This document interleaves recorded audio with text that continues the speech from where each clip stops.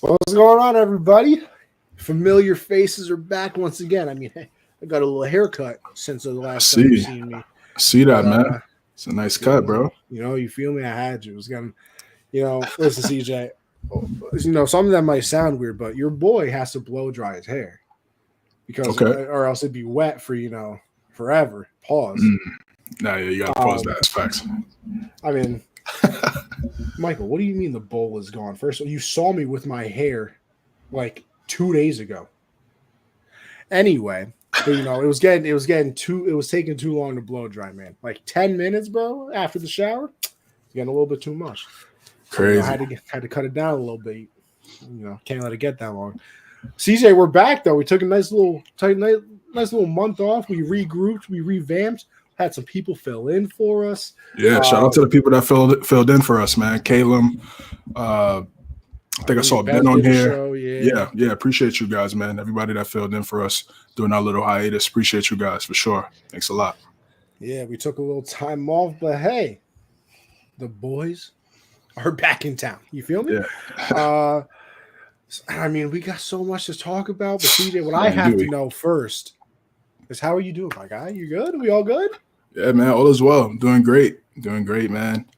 It's a lot going on in football, a lot going on in basketball too. Just talking about it off air before we went live. Kyrie went for 60. I mean, it's just sports right now is really at an all-time high. Baseball's back. I know you and Michael dived into that last week, so it's a great start to a new season. The spring right around the corner, about a week away. So, I'm doing great. How about you, brother? We're living the dream, brother. We're on spring break right now. I took the week off of work as well, so I can get a full week of just chilling by myself. So I'm cooling, bro. No work. We're going out with my boys a little bit. So we're living all right. I finally got the schedule for when I start over at the Renegades too. Oh yeah, so, when you going over there? My first game is April 21st. I'm on the third base cam. So we'll see how that goes. But shit, bro, congrats again, man. I probably told you that like 20 times, but nice. Appreciated. But all right, we got all the pleasantries out of the way. We got our hellos back. We got the people back. And that's not the only thing that's back. Because TB12 has made his return to the NFL. I mean, 40 days and 40 nights was way too long for this man to be away from football. He's back once again. He can't stay away.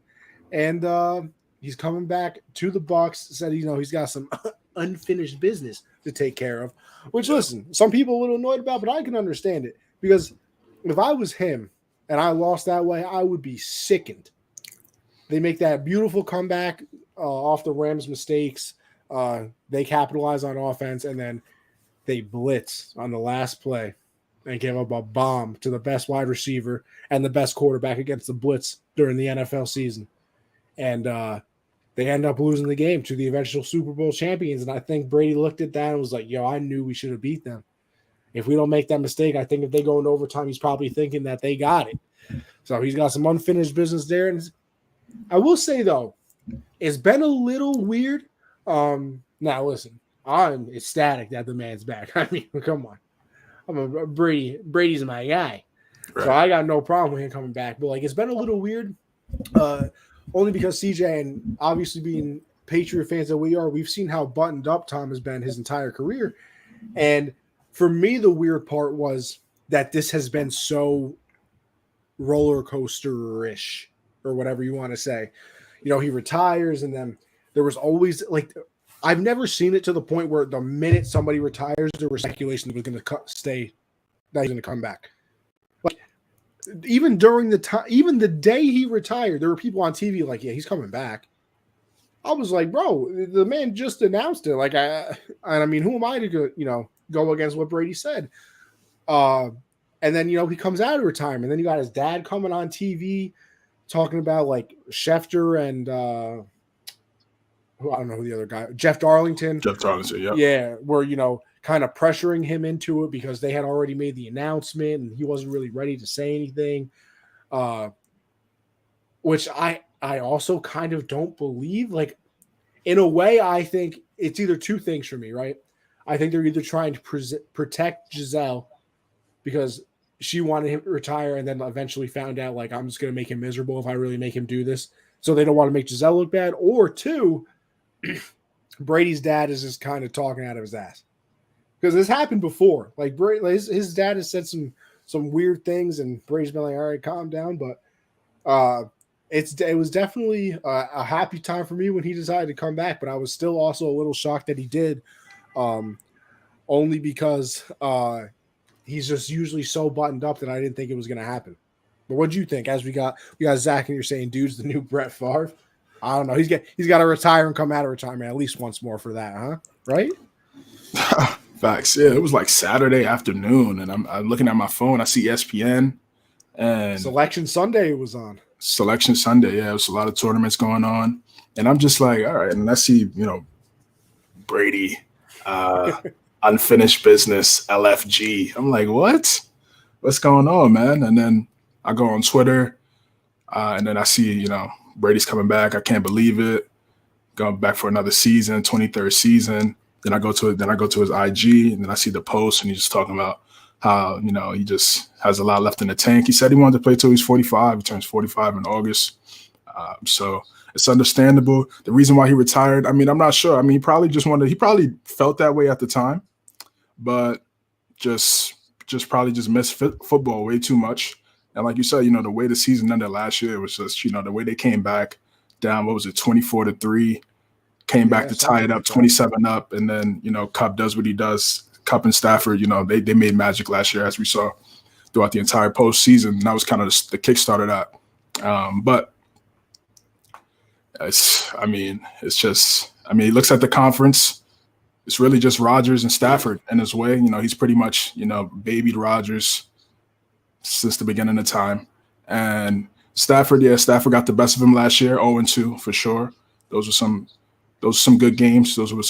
But he probably wants to get that back. This Bucs team is going to look a lot different, though. It's not the same Bucs team that won the Super Bowl.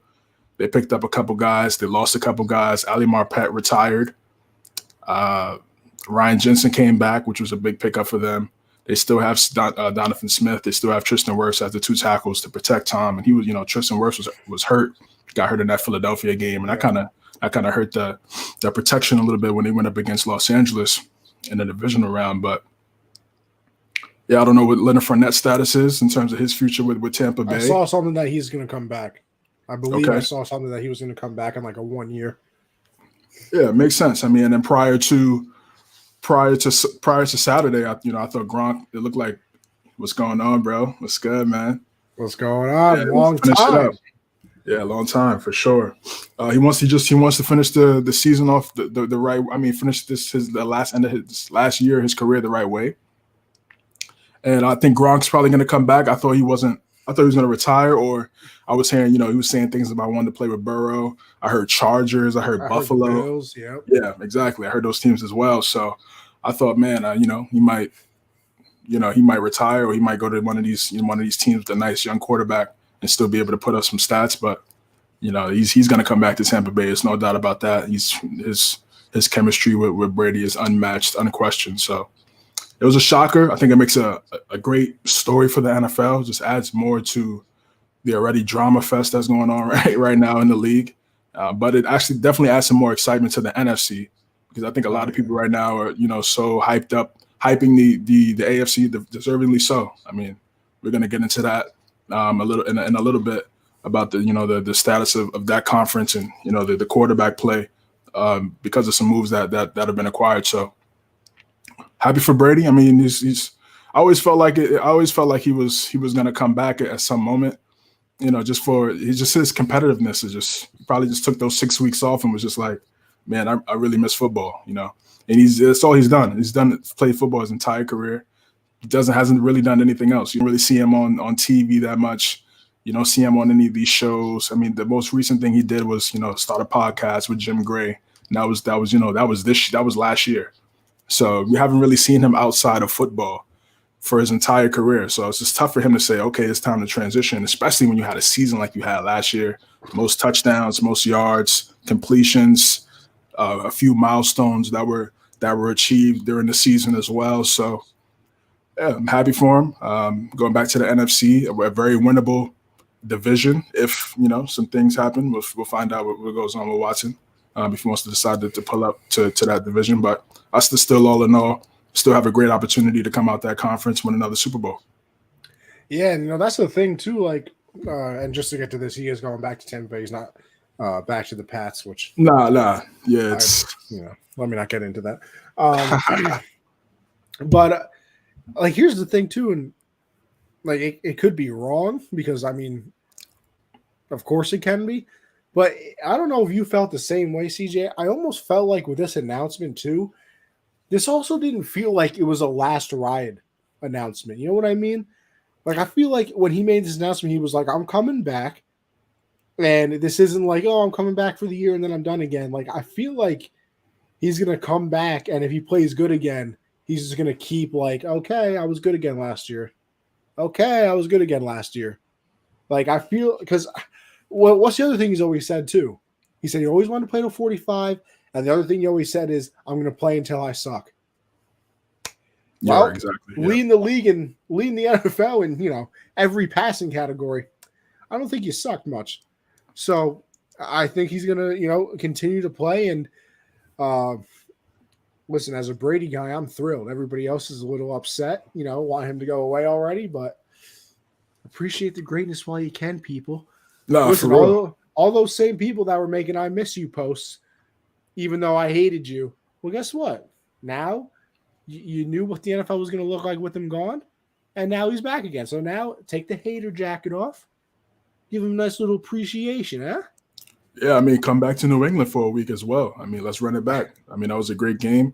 Let's run it back, man. I mean, part 2, I'm for it. It's going to make big TV. Tom versus Bill. Have you Bill. seen the teams that they're going to play this year?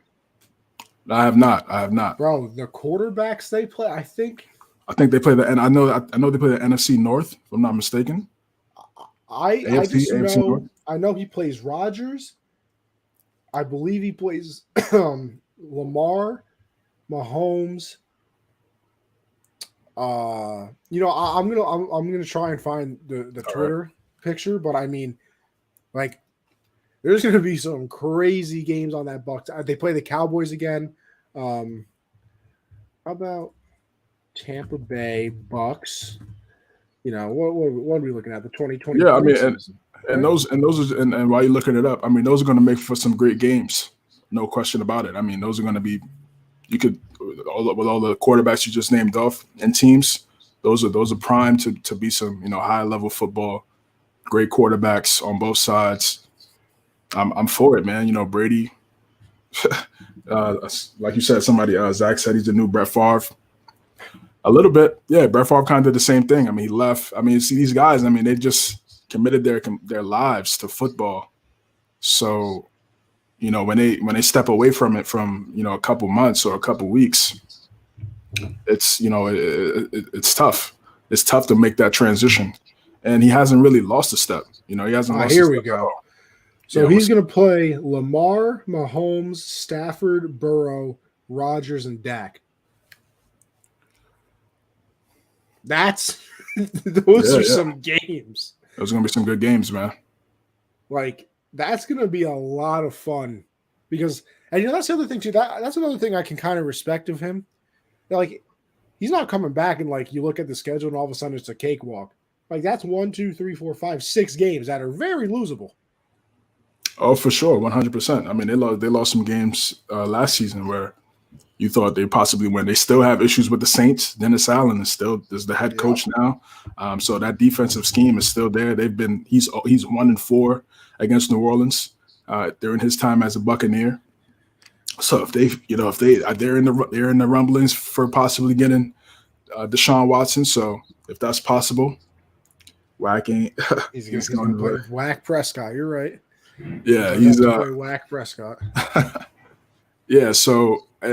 Like I said, those are going to be great games, and I'm looking forward to seeing what happens.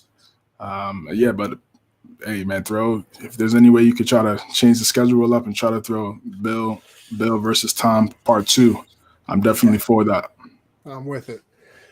All right. Well, Brady's back. That also leads into Deshaun Watson being back. Yeah. Now, listen, I'm going to preface this conversation the exact same way that I did on Gen Z yesterday. The grand jury has decided they're not going to charge him with anything. That does not mean, and that does not mean I'm saying, or I think I can speak for you, CJ, too. That does not mean we're saying this man is 100% innocent. Right. We are strictly talking, this is a football show, and that's what we're talking about. I know nothing of the civil suit. I know nothing of the grand jury. He could be the worst person alive. He could be completely innocent. I have no idea. So I just want to say that. But he is not getting charged. You look at some similar situations, sort of. I mean, Zeke, they found out like the person that was accusing him was kind of fake, and he still got like what 4 games or something like that. I think he got like 4 games. Yeah. I think Big Ben back in the day got like 6, or something. So I'll say this: there ain't no way in hell that Watson's not being suspended for something. He's not. I mean, he's not playing all 17 games. So I would probably think that it's going to be somewhere. If I had to guess, it would be in the 6 to 10 range of how many games he's going to suspend next year. Now, does that change anything if you're a team? I'll be honest with you. If I'm a team, you could suspend him the whole season. I'm still trained for his ass. From a football standpoint, like I said, he's 26, bro. 26 years old, has a contract.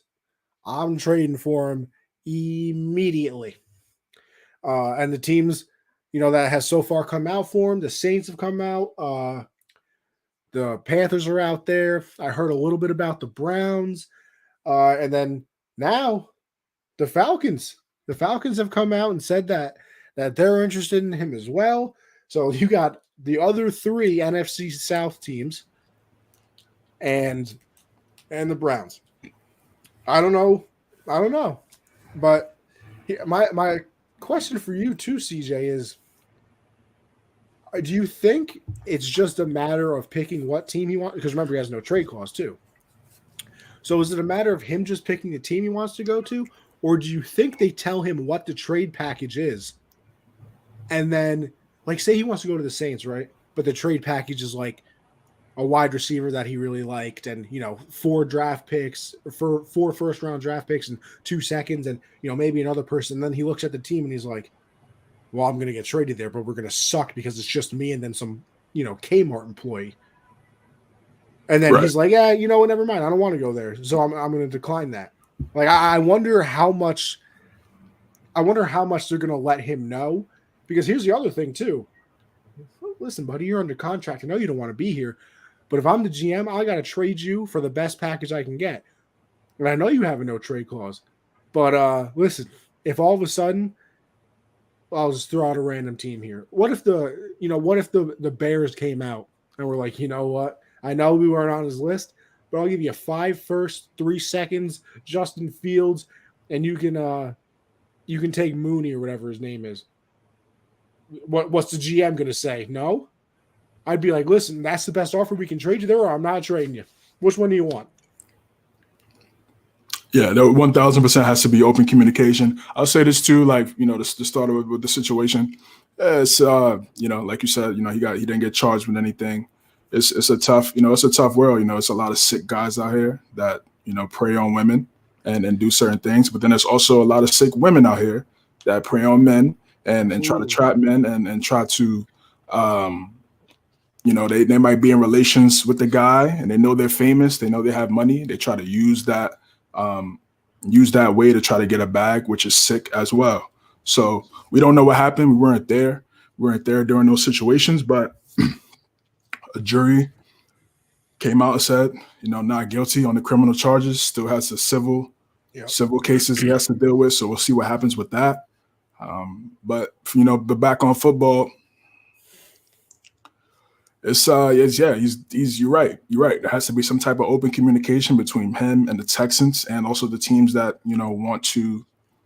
This is crazy. It's like he's a free agent, but he's not. It's wild. He's traveling with teams when he's on a 4-year deal with the team. So they're giving him permission to go meet with teams. Right. Yeah. This is really denying permission from other teams. The Colts wanted to inquire about him. They said, nah, we're good. We're not gonna, trade you in division, which is smart. So this is uncharted territories in the NFL. I feel like we really have to talk about this. You look at Russell Wilson as well, which we'll get into right after this. Tom Brady started it, won a Super Bowl. Stafford followed it up last season, won a Super Bowl. And then now we see, Watson wanted to do it last season, but obviously those situations transpired. And then now we see him, and now everything's cleared up. And now he wants to try to, do it again and try to leave. We saw Russell Wilson just, push his hand as well and use his leverage to try to go somewhere where he wants. We never saw this growing up. We saw quarterbacks. They stayed with one team. It's kind of like basketball back in the day. Like all these old heads are like, oh, I never left. I stayed with the Pacers for 15 years. I never thought about teaming up with X player, Y player. It was the same thing in the NFL. Yeah, right. Well, yeah, it was the same thing in the NFL. And then obviously LeBron, really changed it with the player empowerment movement. In soccer, it's common. It's common. Oh, yeah. Star players, Ronaldo and Ronaldo's been on a bunch of teams. Obviously, Messi left with the PSG, but it's common over there. And then you bring it into the States. So it was something that people aren't used to. Now we're starting to see quarterbacks do it. They're the stars of the league. Everybody knows that. They know everybody's telling them that they're the stars of the league. So now they're using their power. They're using their leverage. If they're not happy at where they're currently at, it's time to go. And he's doing that. I look at the Panthers. I look at the Falcons and the Saints. I think the best team is Carolina. I think from a head coaching standpoint, I don't really favor one over the other in terms of those three teams. Arthur Smith, is a relatively young head coach. So is Matt Rule. Dennis Allen's getting his second stint as a head coach after being unsuccessful in Oakland at the time when the Raiders were in Oakland. So it's not like he's going somewhere with a Hall of Fame head coach. So then you look at the rosters. Saints, Michael Thomas should be coming back healthy. After the situation with his ankle and how weird that was last season. Should he get surgery? Should he not get surgery? Alvin Kamara is still there, a dynamic running back. Offensive line is good, and that defense is excellent. We just talked about how they've given Brady fits over the last 2 seasons. So that could be something that's very enticing. Also, $7 million over the cap though, so they got to do something. $7 million over the cap. So yeah, they got to figure out some contracts and restructure some things if they want to get Watson. But for him to be meeting with them, they're fully prepared. Oh yeah, no, they're prepared to do it, of course. Right, yeah. Exactly. So I think that's the best team in my opinion. And then I'll say second is Carolina. I think they have better talent. You have DJ Moore, Robbie Anderson, obviously Christian McCaffrey in that deal as well. Christian McCaffrey, I feel like should move to wide receiver because he's not going to stay healthy at running back. He's just taking too many hits at this point. If he moves to wide receiver, he plays slot, kind of play like a Deebo Samuel role. I think that'll make him even more dynamic. But, we'll see what happens this season. Yeah, I'm sure he has a lot of pride. He wants to continue to play running back. But I think for the longevity of his career, it's probably smarter for him to move to wide receiver. He has that type of route running ability. Absolutely. So I think the Panthers would be second. I think Atlanta would be third. They have Kyle Pitts. They just lost their third wide receiver. He was kind of their second guy, Russell Gage. Yeah. He's in Tampa Bay in division. And then Calvin Ridley, about to make $10 million and you bet $1,500 and now you're out for the entire season. Try to be, the NFL version of Pete Rose. So now you don't have a number one wide receiver over there. You have a number one tight end, but not a number one wide receiver. So that would be third. That would be my third team for me. I just think the Saints have a little bit more culture and they understand how to win, even though Sean Payton is not there anymore. I'm sure Sean Payton if he does go to the Saints, if I'm Sean Payton, I'm like, yo, that retirement short-lived. Yeah, 1,000%. I'm back from my break. I'm ready to rock again with Deshaun. Let's do it. I'm pretty sure he would do that. Dennis Allen, hey, you could still Go back to being DC. No pressure off you. Keep calling the defense, but I got another quarterback here in New Orleans. Let's try to rock. Let's try to get a Super Bowl. Easily. So yeah, those are my top three. Those are my top three in terms of the teams that have been trying to get Deshaun. And I think if I think exciting would probably be New Orleans to me, and I know he's from Carolina. Well, he played in Carolina and Clemson, and during his college career. Mad that I didn't know that's where Clemson was. I mean, you said college football, so it's not bad. And he's from Atlanta, so that's probably why it's a little bit closer to home for him. They said he used to be the ball boy for the Falcons back when he was younger. That's what they've been saying on TV over the last about 7 hours or so. So yeah, I mean, I think they're good options. They're in the NFC, like we talked about, easier to come out the Super Bowl. So yeah, I think any one of those teams would be good, but I'll probably say New Orleans at the top. I'm almost there with you. Almost. I got New Orleans second, and I think the Panthers would be one. I mean, you look at them now. Once again, I think you're going to have to trade 3 firsts, a couple seconds, and then like 2 players. I don't know what caliber of player you're going to have to trade, though, if you're giving away all those draft picks. I don't think you're going to have to trade like your best player, obviously, because you're already saying, like, listen, bro, we're giving you 3 firsts and 2 seconds. Like, I mean, we're not giving you our best player, too. So, I mean, if you go over and look at Carolina, like you said, Robbie Anderson and DJ Moore and Terrence Marshall's over there as well. Yeah. You got CMC, you got Chuba Hubbard. They just signed another running back today. And then you go over to defense, too. I mean, they got Brian Burns. They have they drafted J.C. Horn, I believe, right? But he was they did. Yep. He was a little injured last year, so hopefully he gets a nice comeback year. They signed like 1 million cornerbacks, and they had Gilmore. I know he's a free agent though. I think they cut CJ Anderson. There's one more on that team I just can't think of. Where's Josh when I need him? Right.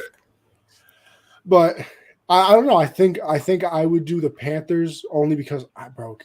I mean, you can say the same thing for the Saints, but I still think if you gave me a 100%, if you could guarantee me a 100% healthy McCaffrey versus a Kamara, I think I would pick CMC.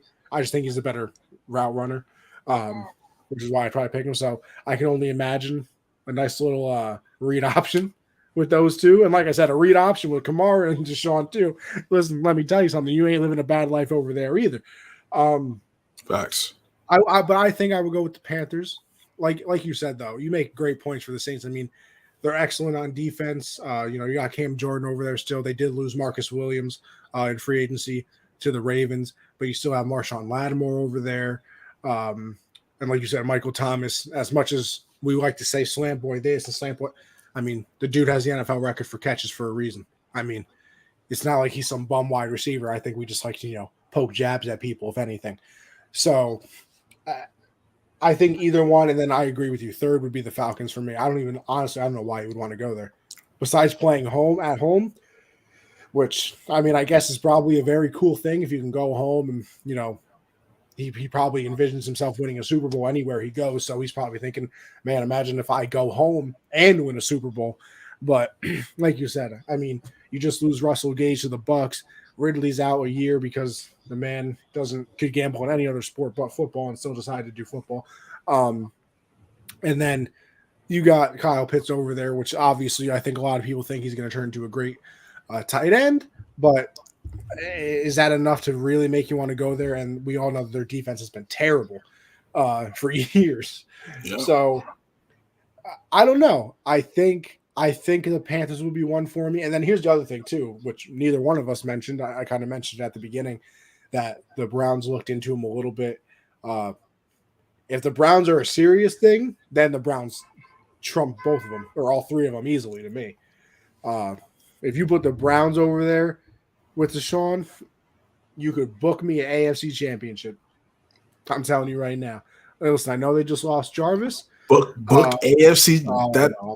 That's how you Bro, Deshaun with a little Nick Chubb and some Kareem Hunt. You also got Myles Garrett over there. You still got who's their corner? Now I can't think of his name. Denzel Ward. Oh. But you got to see Lamar. You got to see Burrow, Herbert, Mahomes, Wilson. Yeah. Can I tell you something though? Yeah, that's a tough road. Maybe Trevor Lawrence. We'll see what the moves they made. But maybe I'm wrong. But in my opinion, I'm still taking Deshaun over every single person you just named. Oh, I mean, it's debatable. It's very debatable. I mean, I'd say Mahomes and Herbert, maybe the only two guys right, that I might. Lied about Mahomes. Those are probably the only two guys I would probably take ahead of him. But everybody else is it's really pick your poison. 1,000%. Yeah. I don't know. I don't know. I'm excited though. Listen, I also kind of think I want Deshaun in Carolina. I just want my boy Josh to be happy, you know? My co-host over there on my other show. See, look at me. Nice guy Connie all 2022, you know what I mean? So, but I don't know. I mean, we're going to see where he goes. It's, I'm kind of doing the same thing Josh does, that every time, Schefter or Rappaport tweet, I'm right there with the phone already. Yeah. Because, I think there was a tweet earlier today that was like Texans agree to with how the tweet started from Rappaport.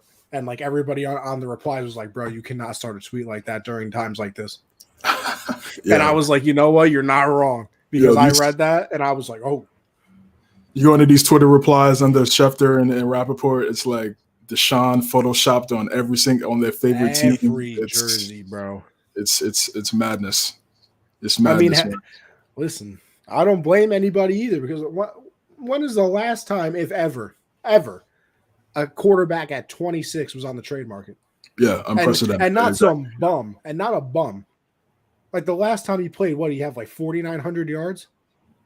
Yep. Yeah, they were 4-12. The team was terrible. Offensive line was trash. They had a lot of games where they could have won, but the team just wasn't good enough. They had multiple losses where it was like less than one possession, a possession or less. So, yeah, man, he's going to be highly touted. And like I said, those teams, he's very smart. You could kind of see he wants to go to the NFC. And of course the Texans, they want to send him over there as well. Cause they don't want to see him twice a year, once a year, regardless. Nope. So, I think it's going to happen soon. I think it's going to happen this week. I think a deal will happen this week for sure for him meeting with teams right now. I think next week at about 9:00 on a Tuesday would be a fantastic time for them to trade him. Yeah, that would be. I mean, I'm just throwing it out there. Yeah, that would be great. Yeah, definitely. Deshaun, if you're watching this, man, just hold off a little bit. Wait 7 more days. You got plenty of time. You're 26, young man. Plenty of money. Take your time. Yeah, listen, Deshaun, CJ's Twitter's right there. The Twitter for my other podcast is right there. Anthony Conover _ is the personal. So if you got any breaking news you wanted to share with us first, no problem, bro. I got you. I'll hold you down. Ain't no big deal. What kind of started everything off with the quarterback craziness was Mr. Russell Wilson. Russell Wilson is over there on the Broncos now. And, like we said, we're going to get into the whole AFC West in a little bit. I mean, I guess we're going to get into it now, but I mean, it's ridiculous. It's ridiculous. I think you got the Chargers trading for, Khalil Mack and signing J.C. Jackson to go along with Asante Samuel Jr., Derwin James, Joey Bosa. We know what the Chiefs are, and they're taking a look at Jarvis Landry also, by the way, which is out of pocket. And then, listen, the Raiders are the odd one out. The Raiders are the odd one out who made the playoffs last year. They're not making the playoffs this year. No, they're not going to make the playoffs this year at all. I don't know if we're making the playoffs this year. Keep it a stack of shoot, brethren. I'm gonna keep it $1.50 and a quarter. I don't know, but now go ahead. $1.50 and a quarter. The Pats looking bleak right now. Bleak to make the playoffs. But Russell's over there with the Broncos now, over there in Denver. The Mile High City. So, what was it? I think it was 2 firsts, 2 seconds, a defensive tackle. They swapped 5th-round picks. Yeah. So Yeah, Shelby Harris and Noah Fant. Oh, and Noah Fant. Oh, and Drew Lock. Forgot about that. All right. As well. Yeah. Go ahead, take Drew off our hands. Yeah. Yeah, we're good. We're good. He can go sing. He can go sing. Who was it? That's literally all he's known for, that Jeezy song. That's not Jeezy. good. That's not good, man. No. Not good. When you're a professional athlete and the one thing you're known for is not being the professional athlete, not a good sign. Like, bro, I'm gonna break off from football real quick. The funniest tweet I think I've ever seen was I haven't seen there was somebody tweeted was like, I haven't seen a basketball related tweet to Tristan Thompson in over 5 years. That had me crying, bro. Yeah, that guy's decision making. Every time you see Tristan Thompson, it's Chloe. Every time. Yeah, man, that guy's got a lot going on, to say the least. But yeah, I mean, what do you think that this does? I mean, for the Broncos, what does it do for them? Because I'm gonna be real with you. Like, is it? I don't know. I don't know. I don't know. Let me hear you first. Yo, rank the quarterbacks. Rank the quarterbacks for me real fast. I'm stuck. I was just about to say. I think. Like, here's my thing, right? And you got to let me finish before anybody kills me, right? I could genuinely see a world where the top 3 teams in this division, where all 3 of them could finish in any single spot. Like, if you told me the Broncos won the division, wouldn't be surprised. Told me the Chiefs did, obviously not surprised. Told me the Chargers did, not surprised. If you told me the Chiefs ended up in 3rd place in this division, the juggernaut Chiefs, I would not be surprised even the slightest bit. So if I have to rank these quarterbacks, quarterback, not the team. I think Mahomes is still first. I think Mahomes is still first. And then, listen, I love Herbert. Love him. Think he's going to win an MVP in the next 2 or 3 years. I've said that multiple times on this show and others. But I love me some Russell Wilson. And with those weapons now and the actual defense, oh, man. No. Strictly quarterback, I think, give me the young gun. Give me Herbert. Why not? And then Russ. I guess. And guess what? I could be, if somebody flip-flopped it and told me other things, I wouldn't be mad at you. I wouldn't be mad. Yeah. So start at the top. End of an era in Seattle. Look at the Legion of Boom. What they did in the early 2010s was really something special, man. They really annihilated the Broncos. Full circle now. Now he ends up on full circle. Now he ends up on the Broncos 10 years later. True. But young guy coming in from Wisconsin. A lot of people, he's too short. He can't play the position. It was really just Drew Brees, the only real guy really dominating at that size in the NFL. Gets drafted in the 3rd round. Beats out Matt Flynn, who just had a contract. Rest is history. Legion of Boom, him. Marshawn Lynch. They go to 2 Super Bowls. Obviously the one. The second one came down to really on the 1-yard line. Unfortunately, Malcolm Butler made the greatest play in playoff history, in my opinion. Which is my opinion, of course. I don't blame you there. Yeah, so he still got a Super Bowl ring. And then those years after that, they were still making the playoffs, winning the division. But the playoff success started to dwindle. The defense, those guys started to get older. Russell got his contract. And the team wasn't the same. The offense. Pete Carroll message started to get a little dry in that locker room. Yeah, that Pete Carroll energy, was definitely drying up in that locker room. Those older guys like Sherman, like Earl, Cam Chancellor had retired. Brandon Browner was going through some things also. So it was different. Byron Maxwell, I got a bag and went to the Dolphins, was never the same. So it was different times. And then it transitioned into Russ's team. But Russ never felt like it was really his team. The offensive line struggled. He kept getting hit. Yes, he's a mobile guy, so that's inevitable in terms of him getting hit, despite the offensive line being bad. But it was, he was definitely top in sacks. The offensive line was top in sacks allowed. for multiple seasons. Then 49ers get back on track again.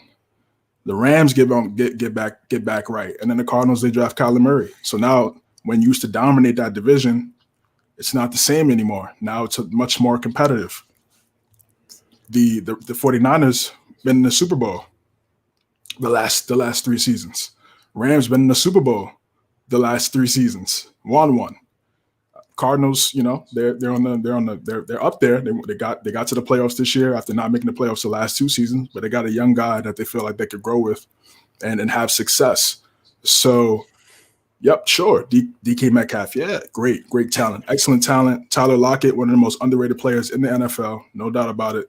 He his ability to catch the football in traffic, the moon shots that Russell Wilson would throw him the ball to.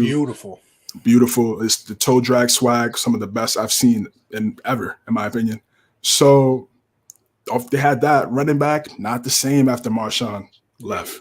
Chris Carson couldn't stay healthy. They tried to, a flux of guys come in and out of there, but just weren't really as productive as beast mode. So times changed. Wanted to switch it up. Kind of saw that Dan Patrick interview last year in the offseason, talking about how, I really wasn't excited with some of the moves that they got. Wanted Dwayne Brown to get paid, left tackle. Played through the season, got hurt, broke his finger. Could arguably came back a little too early.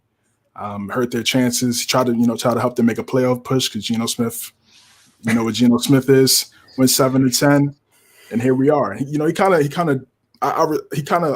dealt with this underrated. He really didn't come out in the public and say much outside of the offseason.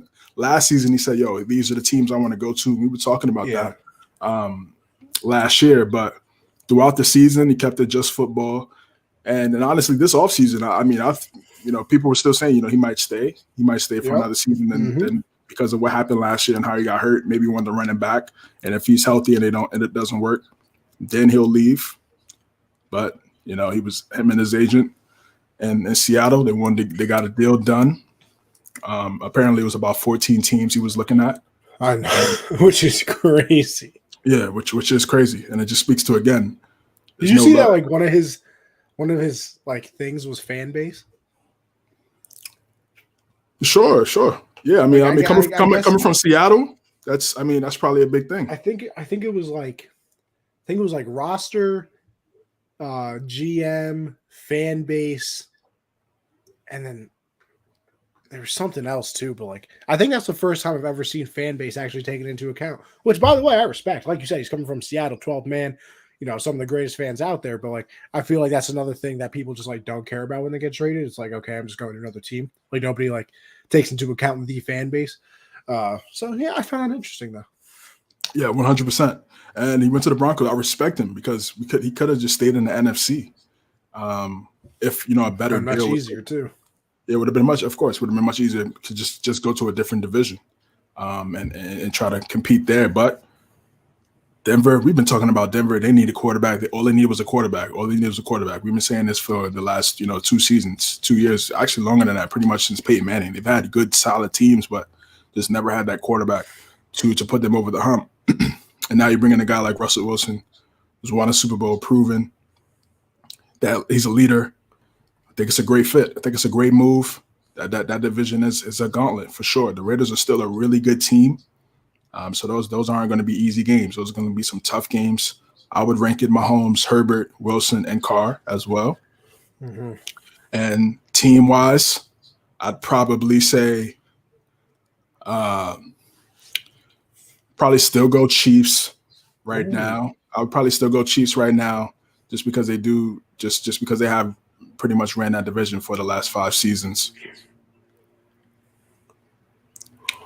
I'm gonna say Broncos second for me, even though the Chargers, they brought in 2 game changers and Khalil Mack and J.C. Jackson. But we've seen the Chargers though. We've seen them have a lot of talent. Look at the back in the Phillip River days. Those are some talented football teams. And obviously Herbert is not Phillip, but it just seems like they have a lot of hype and then just something happens. And they should have never been going up against the Raiders in the last game of the season to go in the playoffs. That should have been clinched already. They should have clinched that already.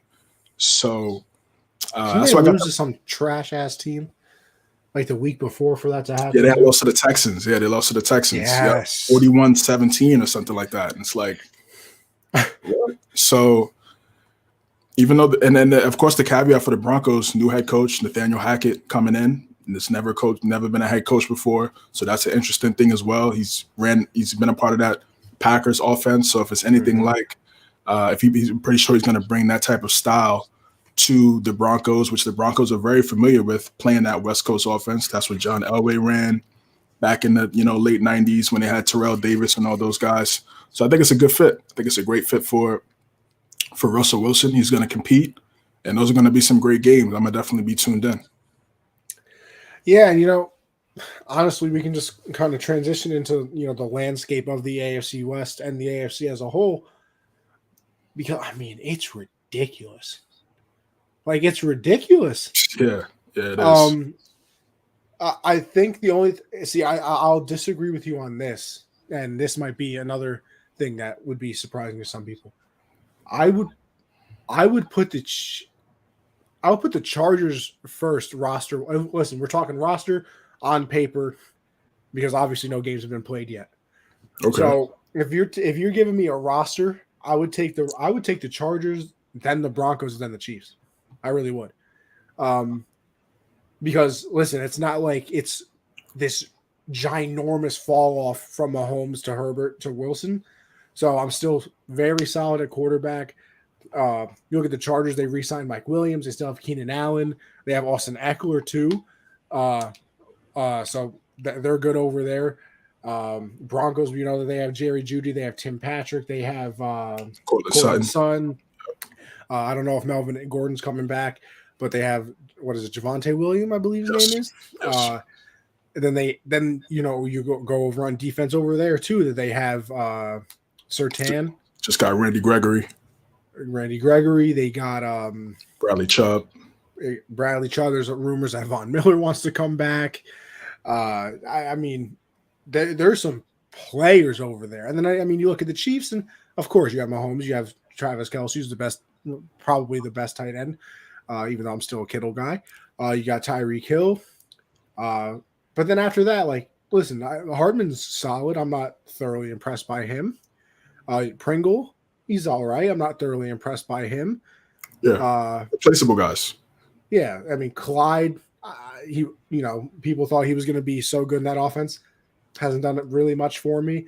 Yeah. And then you go over to their defense. You got Frank Clark and Chris Jones. Just got Justin Reed from Houston. Good safety. So that'd be and the Honey Badger. Honey Badger's gone, yeah. So their defense is slacking to me, where I think even if you want to say that their offense is better than the other two teams that I said, I think the defenses are much better than the Chiefs' defenses, or defense, I should say. So I don't know. I think I would put the Chiefs third. But even with that being said, you look at the AFC. I have no idea what's about to happen.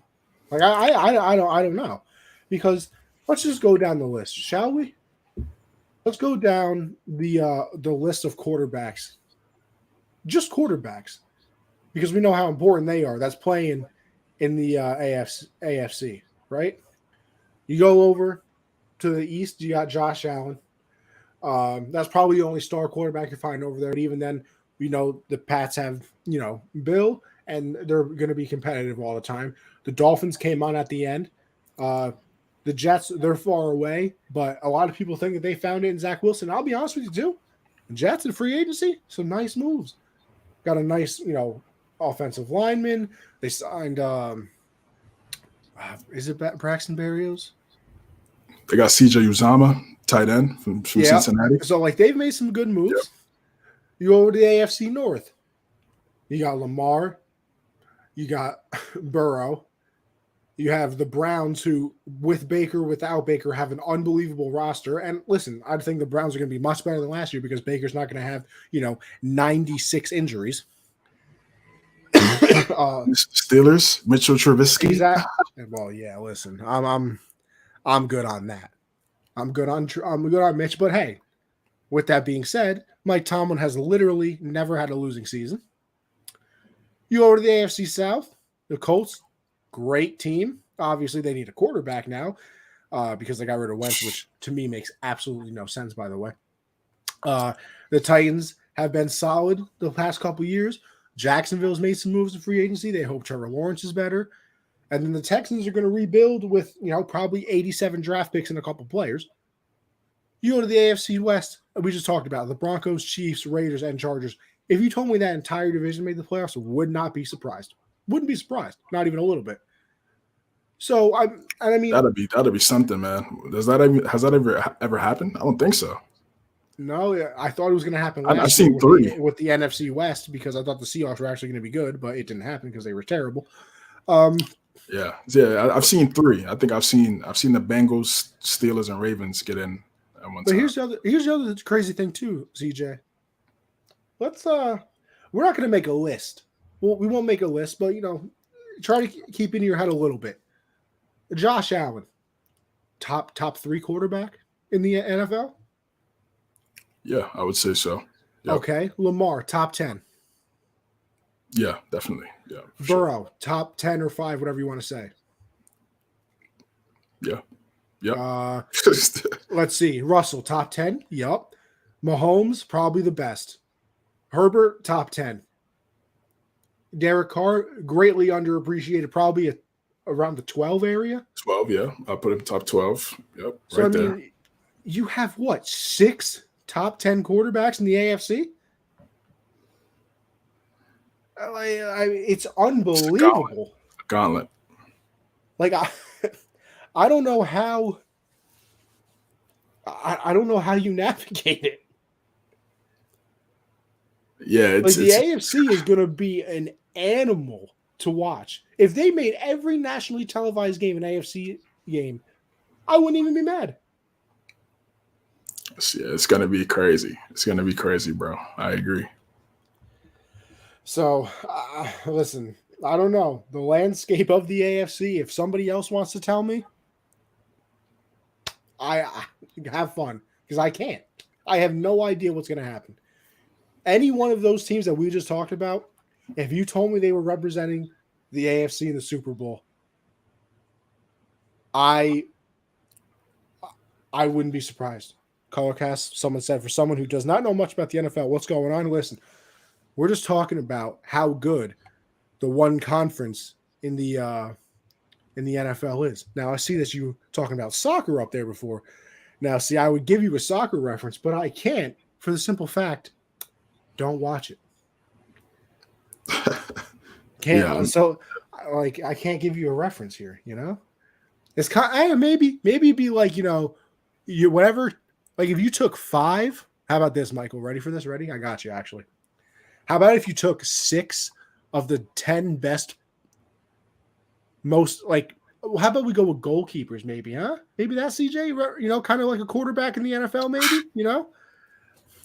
Say strikers, probably, or a striker, whatever. Yeah. If you took the 6 best of them and put them in one division, and then we're just talking about how crazy that would be. 6 out of the top 10. I mean, it's unbelievable. I've never seen anything like this because then you go to the NFC. It's disgustingly bad. You have Rodgers, Brady, Stafford, and Kyler. But I mean, we saw how he played. Yeah, well, if Deshaun wasn't there. I mean, that's like what? That's like 5 guys. I mean, that's not bad. Now, that's not all. The other crazy thing is it's not all young. Like that's AFC, what I'm saying, though. The AFC, they're all like what, 26 and under? Yeah. I mean, besides Carr. Yeah, and Wilson. Yeah, exactly. Yep. I mean, it's unbelievable. And then it's just going to be crazy though. It's going to be eventually the NFC. Some of those teams are going to be bad, and they're going to get some guys. Caleb Williams, Bryce Young. They're all going to go to the NFC. Once that evens out, I mean, we're looking at the best era in football ever. Listen, as much as I love Brady and and everybody else, the NFL is going to be just fine. For sure. I mean, not that anybody was ever worried about the NFL because they make more money than anybody. And listen, we have MLB free agency going on. We got NBA stuff happening all the time. the minute an NFL thing happens, it leads everything. Like it does. The NFL lockout or MLB lockout ended. There were free agents being signed. Brady tweets hello and it leads ESPN. I mean, the NFL is literally unstoppable. Like for all you people, I'm not gonna watch anymore. Guess what? There's 85 other people to replace you. Yeah, so, I don't know. Again, I don't know who would start watching NFL during this time, man. I know it's not maybe as physical, you feel me, as it was back in the day, but the way these quarterbacks are playing, man, it's gonna be, like you said, it's gonna be a gauntlet. That conference, I can't wait to see it. I'll definitely be streaming those games, watching those games and seeing the talent for sure. Tom Brady was in Manchester for a soccer game with Ronaldo. Something must have happened there to make Brady come back. I did see that. Man, what did that man do? Score 3 goals, right? In the game that Brady went to go watch? Yeah, the hat trick. Yeah, he went crazy. He probably saw that and was like, "Yeah, listen, I gotta get back. I gotta get my ass back on the field." 37, still going strong for Ronaldo. Ronaldo's 37? Nah, that man looks 30 max. I mean, I guess that's what happens when you have millions of dollars to spend on your body every year. Facts. This body's worth about 25 solid. You know what I mean? I'm not spending too much going into that fitness of this one. But all right, let's see. What's next for Seattle? I think we already touched up on that. They're gonna, they're really gonna go with Drew Lock. They really think Drew Lock got a future. Bold strat. That's a bold strat. I think they're gonna draft a quarterback. They got the ninth pick. I don't know. I just heard something that they thought that Drew Lock was like actually good, and I got concerned for a second. Yeah, I mean, I feel like a lot of teams say that. A lot of teams say that when it's time to. I guess you're trying to sell your fan base on hope. You feel me? You got to say that. You can't say everything is lost after losing, a Hall of Famer like Russell Wilson. I think they're going to go in the draft. I like Malik Willis for them. He could sit for a year and have Drew Lock, take all the hits and take all the blame and the criticism for why you're not Russell Wilson in Seattle. And, let Malik Willis grow, develop. And I think that'll be perfect. I mean, you still got DK, you still got Tyler Lockett. Yeah, you gotta pay Metcalf. He's gonna get a bag here shortly as well. So I think that's the best move for them. All right, we'll go on from there to something that annoys me a little bit. You're telling me, Mr. Aaron Rodgers, you did all this whining and bitching and moaning, and you just go right back to the Packers. And here's the other thing that annoyed me too. Diana Rossini out here talking about, 4 years, he wants to be the highest paid quarterback. Rodgers comes out, that is not true. I never said that. And he signs a contract where he's going to get like $60 million. What are you talking about? She was exactly right. You wanted to be the highest paid quarterback. So now you're out here denying things just for a week later for it to be true. Annoying. I'm over it. I'm good with Rodgers. I'm good. He's an annoying human being. But have to take a leave with great cast, my friends. Michael, thank you for stopping by, brother. Thanks for stopping by, brother. Appreciate the comments. Definitely. But yeah, Rodgers got paid. Now they're in some trouble with Devontae because he wants 30 something, and they have no cap space. Christian Kirk at 25, so I mean it was 23. Well, guess what? Something like that. That's insane. They better figure out some cap space because they don't got much. And I guess he said that he's not playing on the franchise tag, and this might get a little ugly. Might get a little ugly over there, and for them. But what do you think, CJ, of everything? Yeah, he's an interesting guy. You could take that. You could take that in a good way or a bad way. He's definitely a character. He is who he is. I mean, he's flip-floppy at times. Other times he does make some sense. Matt says Rodgers is very unique, 1,000%. Are we gonna pay Adams though? So Adams good. Yeah, definitely. I would hope so. I feel like he wouldn't take that deal if he hadn't communicated with the Packers that they were going to try to get an extension for Devontae. So I completely agree with that, Matt. Welcome to the show, brother. And why? Like, again, we was talking about this. Why leave? No, Why you leave, shouldn't. man? I mean, NFC North is ass. I mean, just dirt. You know what I'm saying? Justin Fields, they got a new head coach over there in Chicago. Shout out Kirk Cousins' agent. That man is getting that brother Yo, goated. generational bread. That man is getting generational bread for being Hall of there. Fame agents. Hall of Fame agents, Kirk Cousins, and how about this one too? Sam Bradford. Sam Bradford Oh yeah, had the greatest agent I have ever seen in my life. he got that rookie bag before the CBA had changed. So got hurt and then got the bag from the Eagles. Yep. I mean, it was just incredible what he could do. Yeah, man. He's yeah, like I said, Kirk is getting, generational bread over there in Minnesota. And Detroit is Detroit. I don't think they're not going to be good until next if they get another quarterback. So they're going to win the division. That's 6 games. That's maybe 5. Minnesota gives them problems. Yeah, and maybe split every once in a while. Steal one. That's 5. That's 5-1 right there. So all you need is about 6 or 7 more wins with Aaron Rodgers, with Devontae Adams. You're gonna be in the playoffs. So there was no reason for him to leave, go to the AFC. It made sense. Had a relationship with Nathaniel Hackett over there, but he has a good relationship with LaFleur too. I mean, I haven't heard him say anything bad about LaFleur. I've never seen them blow up and say anything to each other on the field.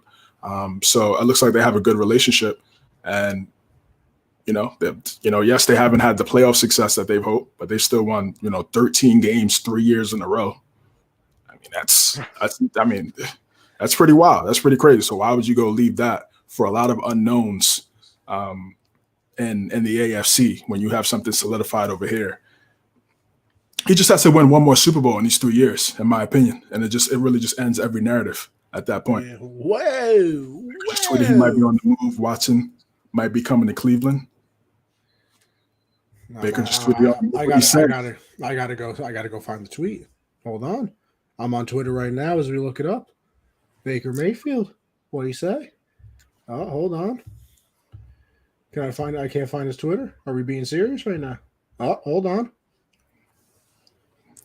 Oh, he's out here posting paragraphs. He said, with many uncertainties, here's where my head and heart is. You want me to read the whole thing?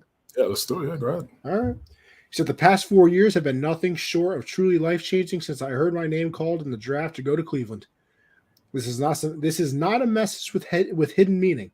This is strictly to thank the city of Cleveland for embracing my family and me. We have made many memories and shared growing in the process through all the ups and downs. I have no clue what happens next, which is the meaning behind the silence I have had during the duration of this process. I can only control what I can, which is trusting in God's plan throughout the process. I have given this franchise everything I have. That is something I've always done at every stage and at every level. And that will not change wherever I take my next snap, whatever happens.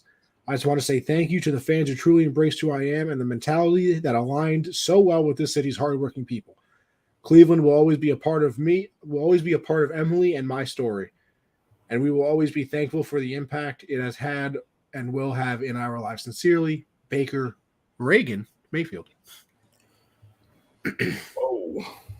Now let me tell you something. Sounds like a goodbye to me. That's what I'm saying. This message has no hidden meaning.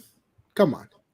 Oh yeah. Well, it doesn't sound like a hidden meaning to me. I mean, it sounds pretty clear. Like, yo, it's like the gentleman just said on the comment right there under the stream.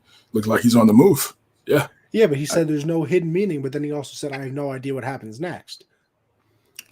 So like that's also not saying goodbye. That's also kind of just like, oh yeah, I'm just real thankful out of nowhere. And listen, maybe he is, and maybe it has no meaning. But like, yeah, I mean that's Matt said it sounds like a prayer. Well, it does, and wow, okay, that's different. I didn't expect that. That changes a lot of things.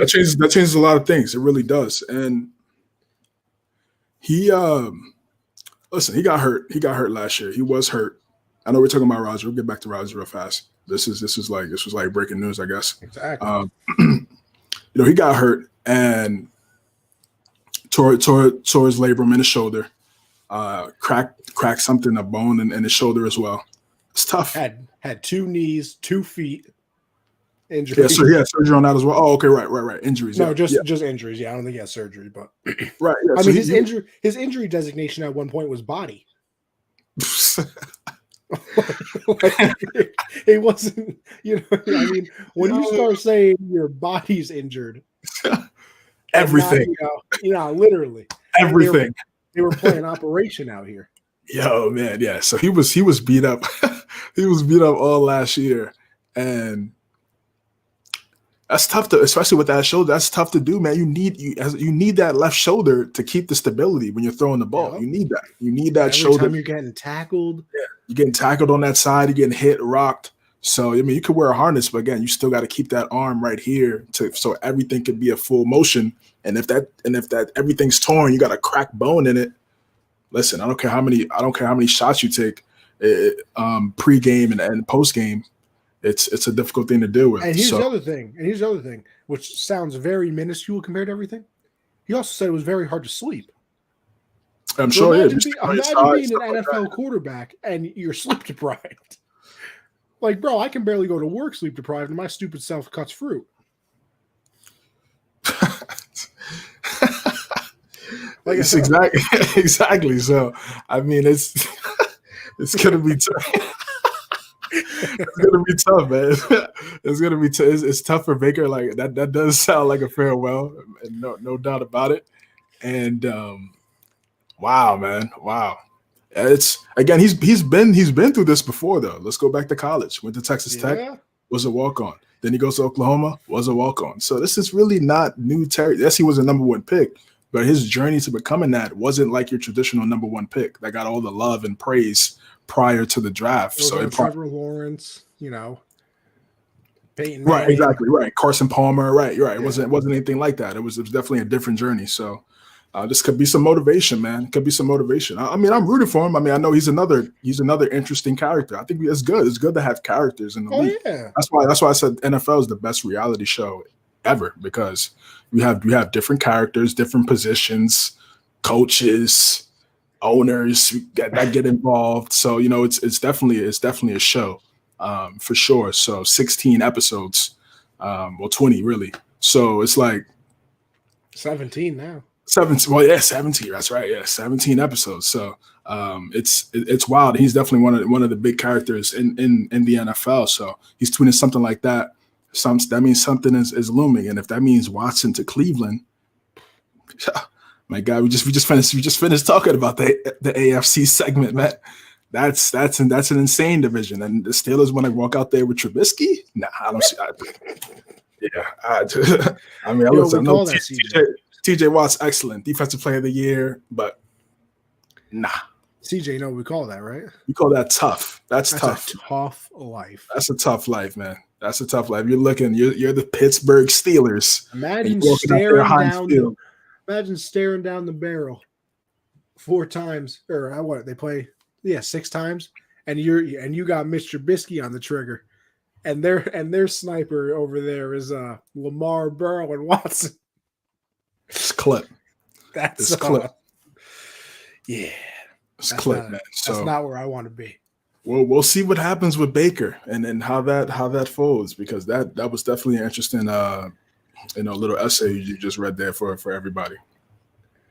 Nice little essay, he says. Yeah, a little paragraph, yeah. Wow. That sounds like a goodbye. No hidden meaning, head ass, but that sounds like a goodbye to me. Oh. I'm just saying, just throwing it out there. That's a fact. Oh, all right, but yeah.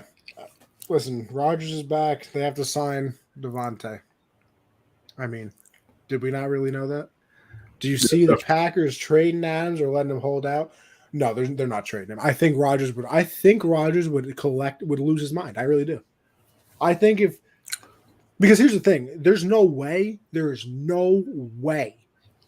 that Rodgers didn't go to the Packers and be like, listen, I'll come back, I'll sign this contract, but I'm telling you right now, you're signing Devontae Adams. He's like, I don't care what we got to do it, but you're signing Devontae Adams. And here's the other thing too. If you're Devontae, are you really going to hold out? Are you? Yeah. You think? Bro, I mean, bro, like you can't. This is the best wide receiver. I mean, listen, him and Cup, 1A, 1B, however you want to, you feel me? However you want to slice it. Best receiver, top 2, and it's not close. No, it's not. And he's getting franchise tagged. Nah, I understand. Nah, I think an extension. I mean, they were saying that they weren't really talking at one point. They have until what I think June. Till he has to sign the tag, or not. So I think they get 30 mil. 30 mil a year. Oh, that's how much the tag is. No, that's what he wants. I mean, Christian Kirk just got 23, and he hasn't. I'll give you 25. He hasn't had a fraction of the career that Devontae Adams has had. Not even a fraction. Listen, Devontae, you want to be highest paid? I'll give you 25. Nah, I need that 30. That's a $7 million upgrade, though. Yeah, he's not $7 million better than Christian Kirk. Whoa. He's about $40 million better than Christian Kirk. Yeah, great. Yeah. But we're also still playing in a salary cap league. This ain't MLB, baby. Figure it out. I mean, Rodgers got 61 mil this year. Rodgers making 61 mil. Yeah, but then you get into the whole argument that quarterbacks are worth more than anything anyway. No, I'm not. No. I'm not getting into that because we know that already. I'm saying figure it out. That's all I'm saying. Make it happen. Those are your 2 best players, bar none. Those are your 2 best players. You go nowhere without those 2 guys. So make it happen. Can I say though also that this is why we're never going to see another dynasty in the NFL? By the way, it's never going to happen again. I just want to throw that out there. Unless the cap, actually, no, it doesn't matter how big the cap gets because the quarterback will just make more money each year anyway. There's never going to be another dynasty because you're never going to have somebody like Brady say, yeah, listen, you don't have to pay me the most money. Brady? I don't think Brady was ever the highest paid quarterback, ever. No, he's one of one. He's one of one. That's why you have Roger, and here's the other thing too, right? And here's what I don't understand. So the Bucs win the Super Bowl. And they sign all 22 of their starters back, right? Because that was your Super Bowl winning team. The Packers lost the divisional round of the playoffs and are signing everybody back and giving them pay increases. Don't you think that you'd be like, well, shit, we should probably try something different here? Like, yeah, you get Rodgers and Adams back, but like, you can't talk to Rodgers and be like, yo, listen, if you give me 61, you know your team is going to be terrible, right? And I mean, listen, maybe Rodgers doesn't care about that. That's possible too. Clearly. But like, they're going to lose in the first round again. Tough. That's tough to say. I mean, that's tough to say. We just said the division. We just said the conference is. I mean, yeah, you're right. It's not great. Like, it's not great. Did we really think that the 49ers were great last year? Oh, we thought they had a great team. It's not a great quarterback. I'm going to be real with you. I really had no faith that they were going to win that game. Against Green Bay? Yeah. Yeah, I mean, we all picked Green Bay. Majority of people, obviously, other than 49ers, picked Green Bay. But I mean, they had the game there until the block punt. I mean, let's be real. I mean, even though it was like 10, it was 10-3, and then they got a block punt, which changed the entire game. The momentum shift after that play. So they would have been facing the Rams. So that's probably how they're looking at it. They're looking at it like, yo, we could have easily won the game. It's not like the 49ers came out there and just blasted the Packers. Sure. But I do agree. They do have to improve as a team. Your special teams has to get better.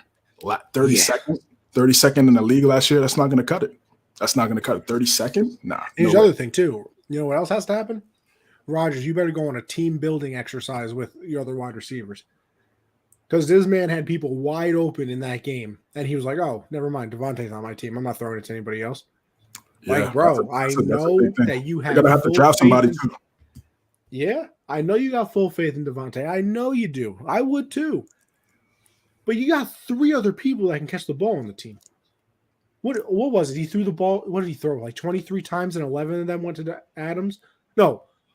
I think like 18 or 20 of them total were to Aaron Jones. Aaron Jones or Devontae Adams. Like, that's unbelievable. Yeah, it is. It is. But Green Bay, we're living in a season where players care about getting the big bag and don't care about winning. Yeah, I think they care about – I don't think they care about winning until they've secured the bag. I really do. I'll be honest. Because, like, and listen, I can't talk on this either because I say this, but I do the same shit. I'm going to be real with you. If I was in the NFL, my first 2 contracts, I'm taking every cent that I can get. I don't care about anybody else. I'm making my money. And then after those 2 contracts, I'll probably be, 32. Then I'm going to say, listen, I'll take a little bit less. I got to go win me a chip real quick, and I'm going to the best team. That's what I would do if I was ever a professional athlete. I really would. So I guess I can't really sit here and crap on him too much.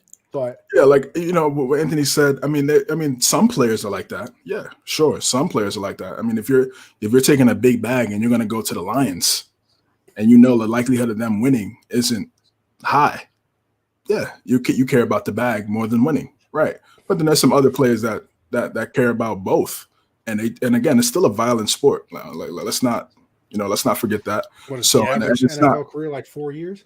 3.5 years. So it's not like a majority of these guys get to play for quarterbacks. Yes, quarterbacks for sure, they get to play longer than any other position. But a lot of these other positions is not that way. So it needs to be a happy medium. And we've seen teams cut guys when they're supposed to get guaranteed money that helped the team win games the season prior. So it happens both. Sure. It happens both ways. It's just a part of the business. Life is cutthroat. That's just how it is. But for the Packers, they need to draft. This is a really good wide receiver class coming up, and they need to get one of those guys next to Devontae. They have to. Yeah, they have to. Whether it's Jameson Williams, Drake London, Garrett Wilson will probably be gone. Olave might be there. Some of those guys, maybe some other guys too that may go in the second, third round. They have to get better at that position because let's be honest. I mean, yes, he should have definitely spread the ball around, and they probably most likely would have won that game. But we look at those other guys, Lazard, MVS. They're good, but they're not game changers. No. So you got to try to get some of the one of these young guys that were really good and hope that they could become another game changer next to Tay. Yeah, I agree. I absolutely agree with you on that. I don't know. I guess this is just another saga to look at moving forward because we're going to find out, I would imagine soon what happens with him. I don't know. I don't know how long he would hold out because Rodgers is probably going to be on that phone the second he misses a voluntary training camp and is like, bro, are you being dead ass right now? He's going to be like, I'll go host Jeopardy. Then what you going to do, buddy? Because I would also assume Adams only came back because he knew Rodgers was coming back. So what if Adams is just like, well, listen, you go do what you want to do then. Yeah, I'm pretty sure when Rodgers signed that contract, like you said to start the segment, I'm pretty sure he went to the Packers front office, Mark Murphy and those guys, and was like, yo, I want what I want, but if it's anything that has to be moved and things of that nature to keep Devontae, then let's do that. So that's a verbal. They already cut. Who they cut? They cut Zadarius Smith. Yep. Zadarius Smith. That's who got hurt last year, but was very productive for them the 2 years prior. Pro Bowler, double digits in sacks. That's a big loss. So you can always find those type of guys, but he was a good player for them. So they extended Devondre Campbell, I believe that's his name. So linebacker had a really good season for them as well. So Jair Alexander's still young. He's going to say he's going to need the money. I mean, yeah. So Packers, they got to figure it. Like I said to start, bro, they got to figure it out. Being a GM would be fun, but I also don't envy them. I don't. Nah, that's a lot of personality you got to deal with. Yo, that just sounds stressful as hell, bro. I'm not gonna lie. You're dealing with like 90 guys, 90 personalities, and that's not even the coaches. And the coaches. Sheesh. So, I mean, that's a whole lot of people out there. Yes, sir. Matt, I saw that you requested the mic. Let me put you on here. Give you a, color cast. I see you with the update. You can give people like 1 minute up to 60 now on the hot seat. Okay. Yo, Matt, how you feel about 2 minutes? I got you with 2 minutes. Gets you on a nice little Packer rant, and then we move on to what do we got next, CJ? I believe we got what's his nickname now? Commander Carson, right? Wentz DC, baby. Wentz DC, yeah. You feel me? You feel me? So let's get Matt on here for a little bit, and then we go on when it actually pops up. There we go. Look at that new hot seat animation too. Yeah, indeed. What's going on? Oh, Matt, we're living the dream. Hey, man, I just got to say, the Green Bay Packers, they made interesting moves. We had to move off of Zadarius Smith, Billy Turner, but, that's just the business right there. I don't know how we got all this money. We got some cap voodoo. There's no such thing as cap space because Rodgers' contract is very interesting. And, I will say with all these moves, we will pay Devontae Adams.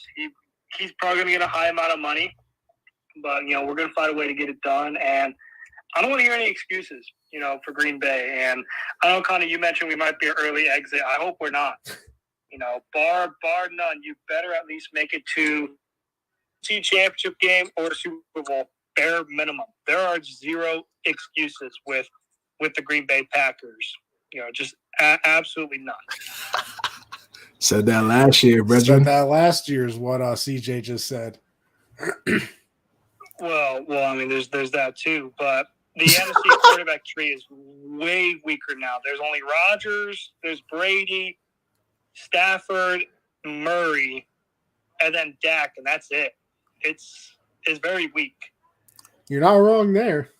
I mean, but then again, I mean, isn't that the same as last year minus the 49ers?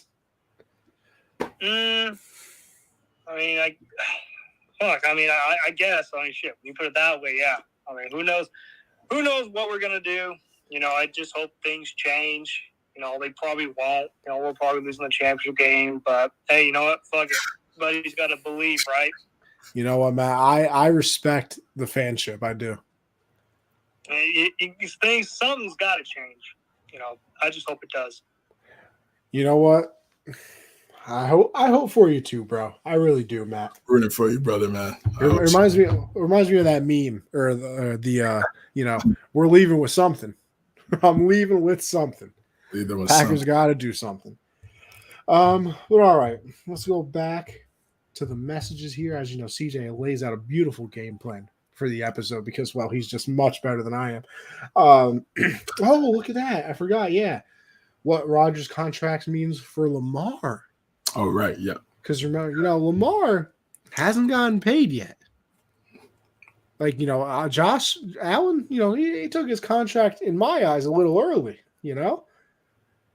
Because imagine he had those 2 years in a row now that he could have been negotiating that contract off of. So might have been a little early there, but you got him. Man, what's Burrow going to get? Ooh. Already made it to a Super Bowl. But listen, here's the thing, right? I think in a weird way, it doesn't mean as much for Lamar and Burrow and all them as people probably think. Because what this contract realistically is I think it's technically like a 3-year contract, but like the first 2 years is where all the money is. And then the third year, it's like a, like option or something like that, right? Yeah. So I don't think you're going to see a contract that's, 5 or 6 years like they do in the NFL for, all of a sudden $400 million. Like, I don't think you're going to see people getting paid $60 million guaranteed a year like Rodgers is going to get. You're probably going to still what? Maybe not now. Maybe not right now, but no, not right now. But like for Lamar, I'm saying, I think like Lamar, I think he'll be like 48. Does that sound fair? Yeah. I mean, it sounds fair to me. If the contract was in front of me, I'm signing that right now. But he's his own agent, I believe. I do believe so. That's such a dynamic, man. I hope he got the right people around him in terms of making this deal, man. This is generational type bread we're talking about. Hit up Richard Sherman. Oh yeah, definitely. Yeah, on what not to do exactly. So So hopefully he got the right people around him. Maybe hopefully has some advisors, maybe not agents, but some advisors that's letting him know the language of some of these deals, because you got to be careful. I mean, I know the Ravens, they love you, they took you, you're our guy, but when it comes to the math and when it comes to the language and a lot of these contracts, you could easily be finessed. So hopefully he has his lawyers in check and everybody that's looking out for him and making sure there's bread. And this is for this is for all players, not just for Lamar specifically. This is for everybody. Hopefully you got the right people around you when you put your name on that line. Because at the end of the day, it's on you. It's your bread. So you want to make sure you're getting everything. So I'm rooting for him. I think, he's probably going to get in that 45 to 48 range. And I think he 1,000% deserves it, man, because it could have been very ugly for the Ravens had he not became who he became after Flacco. Christian said always pay an agent.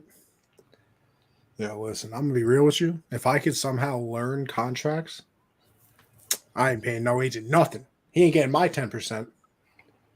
Yeah, that takes a long time, though. That takes a long time. You probably still need some – it doesn't hurt. It doesn't hurt to have and again, he's not really making a lot of money. I mean, remember, he was a 32nd pick in that draft.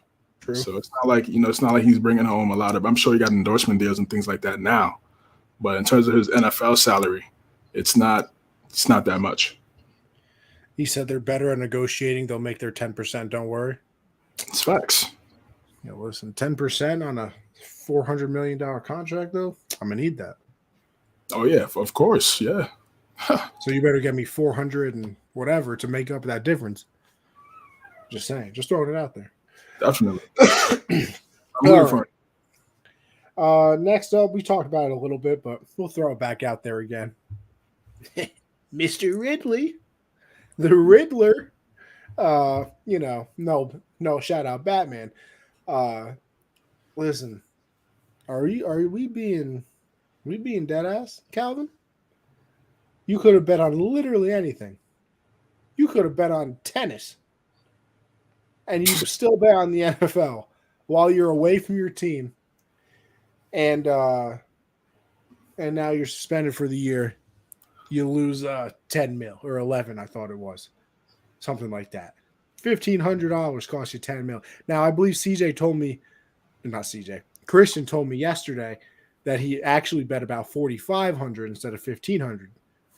So he's already lying.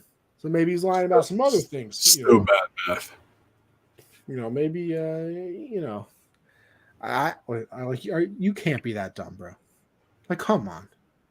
Like, I see the people, and like I am even a little bit on the side of, a year kind of seems a little bit much, but even then, I can't be mad at it because it's literally in the contract that you can't.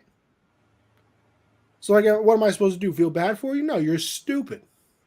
You are literally a dumb human being. NFL had to make a statement. That's why I say yeah. Because if it's 4 games, it's like, oh yeah, cool. All right, and all the players are gonna be like, oh, all I get suspended is just for 4 games. That's it. Throwing $100K on this one. So the first strike is you're gone for the entire year. So hopefully that'll wake those other players up. If maybe they were, I don't know, maybe they're doing stuff on the side. I'm pretty sure I know for a fact he's not the only player in the NFL that's doing this. Man didn't even do it on a burner account. Son did it off his own account. I don't know. I don't know what his thought process was. I really can't call it, man. I mean, you could get people that could do it for you. I mean, you could just give them the bread, and you feel me? Y'all could. I don't know. I don't know. Could have been like, yo, cuz $1,500. I'm gonna wire it to you real quick. I need you to put $1,500 on the Falcon spread. Yeah, easy, bro. Like, I mean, I just can't fathom what his thought process was during when he was doing that, man. I just don't get it. And again, sometimes the guidance is a factor too, man. You don't have the right people around you. Ultimately, yeah, you make your own decisions. It's still you at the end of the day. But I mean, if he was doing this, say if he did this in front of people, like, bro, if that's your man's, you gonna let that man get his. I mean, that's just I don't know. I don't know what happened. Maybe he was alone, chilling, and put the bread down. But either way, it's terrible decision making. Now you got people, rolling up your highlights, and every time you go backwards, they're thinking you're fucking because your parlay is you don't want to mess up your parlay. Like this is what you set yourself up for. Like now it's tough for you now. Now everybody's looking, oh man, he probably only had 85, so 85 instead of 90. 85 so and a half. Capitalize on that 9-legger like crazy. So yeah, lesson learned, man. Lesson learned. I mean, he put on Twitter, he was like trying to be all nonchalant about it, but in actuality, bro. Nah, that's the other thing too, right? Bro, have you never heard the term deny? Or I plead the fifth?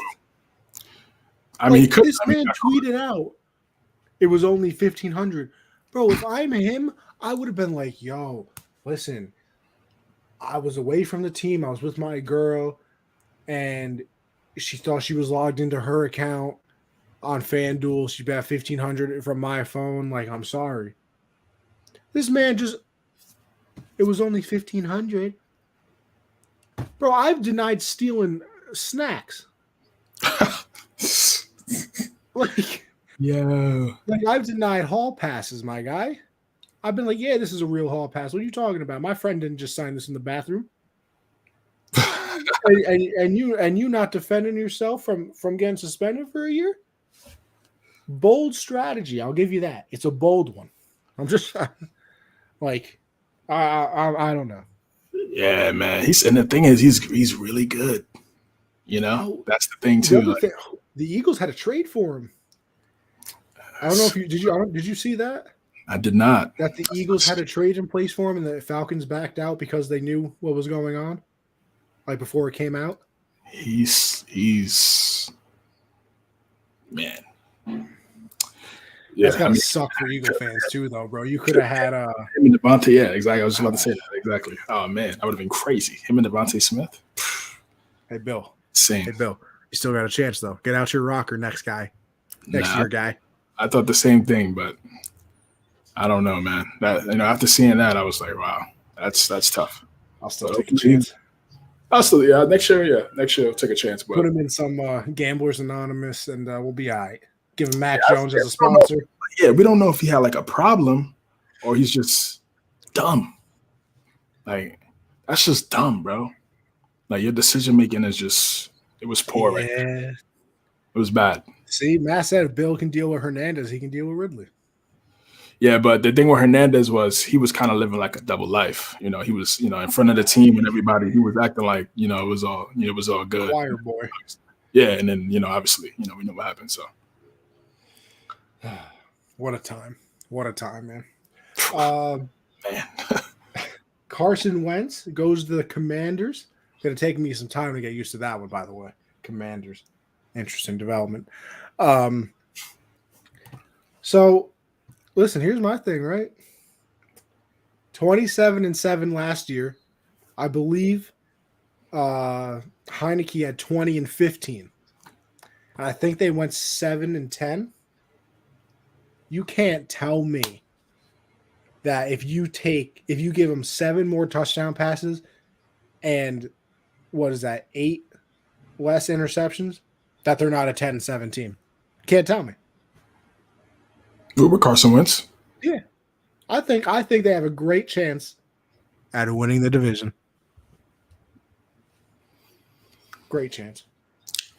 With Commander Carson up there?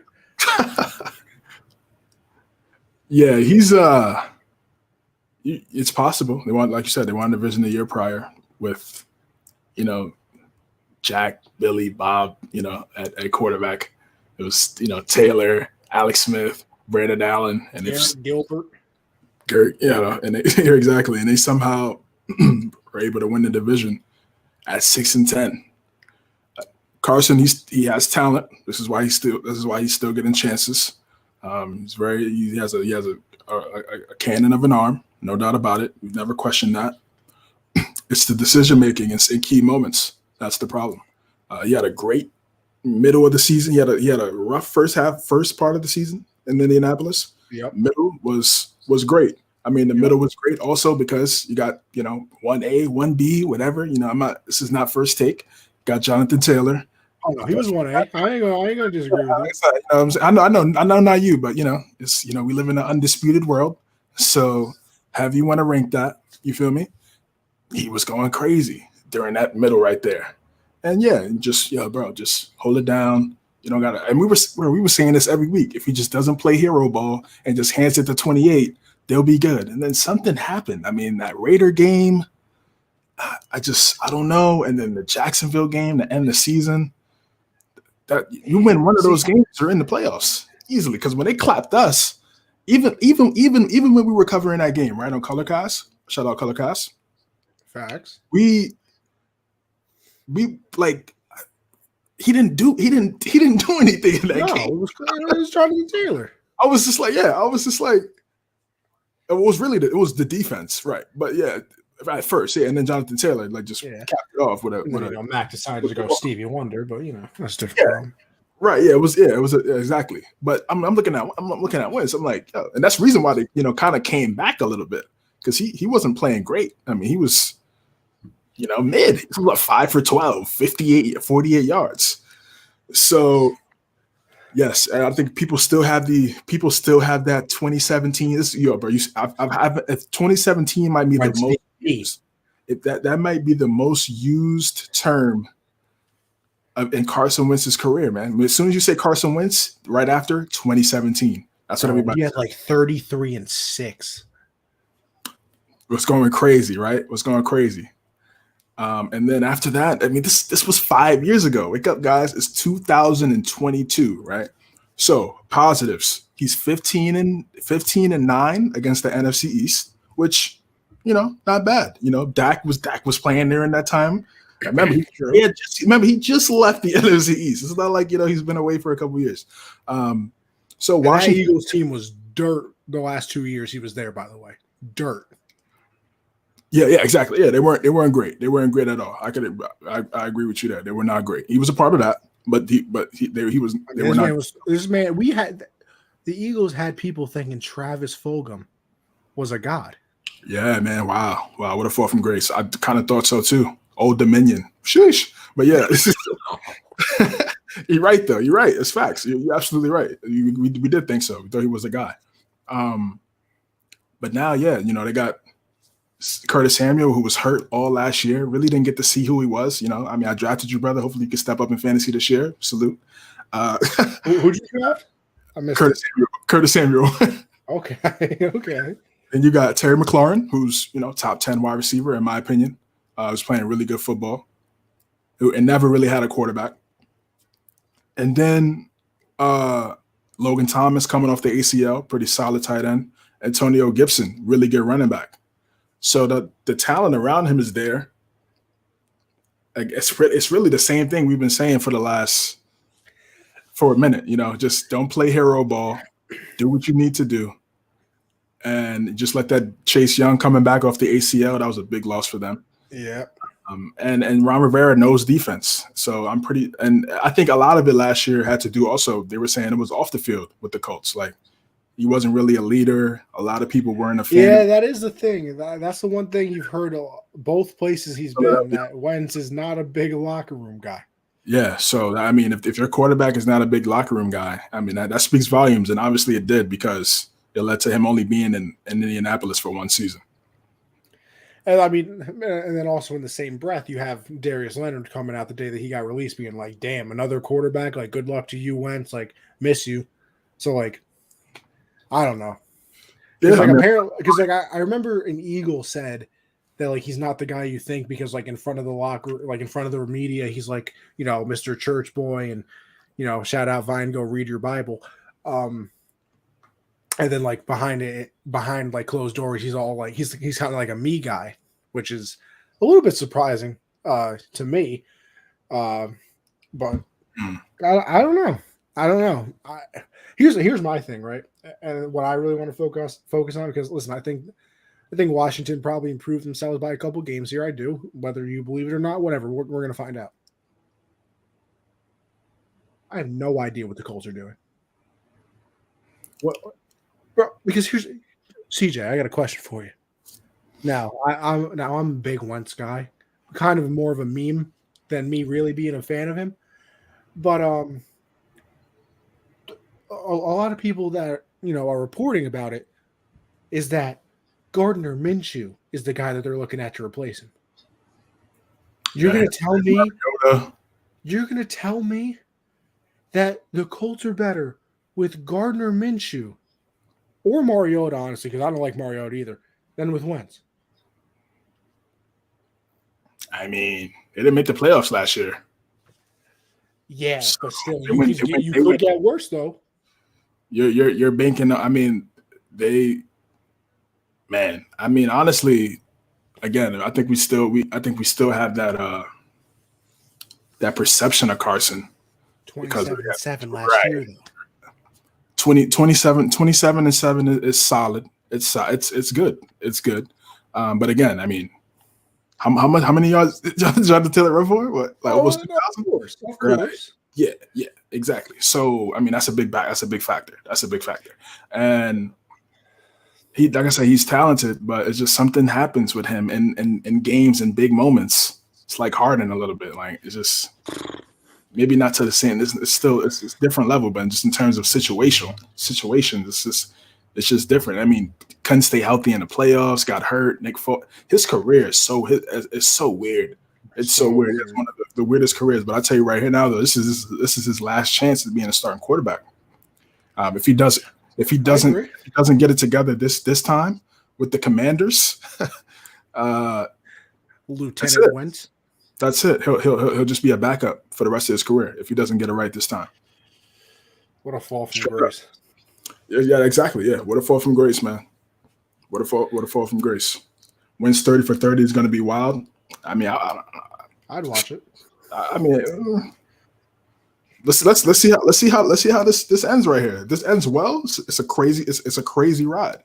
But if it's just, if he becomes a career backup, you're not watching? Yeah, nobody's. Yeah, I'm not gonna watch that. Not watching. All right, I feel you. Come on, Christian. Come on. What happened? What we say? Wentz is better than Dak. Yeah, I mean, hey. Come on. Now listen, I love Wentz. I wouldn't say that. If this was 5 years ago, I did, because I was a big Wentz defender when people were saying Dak was better at the beginning of their careers.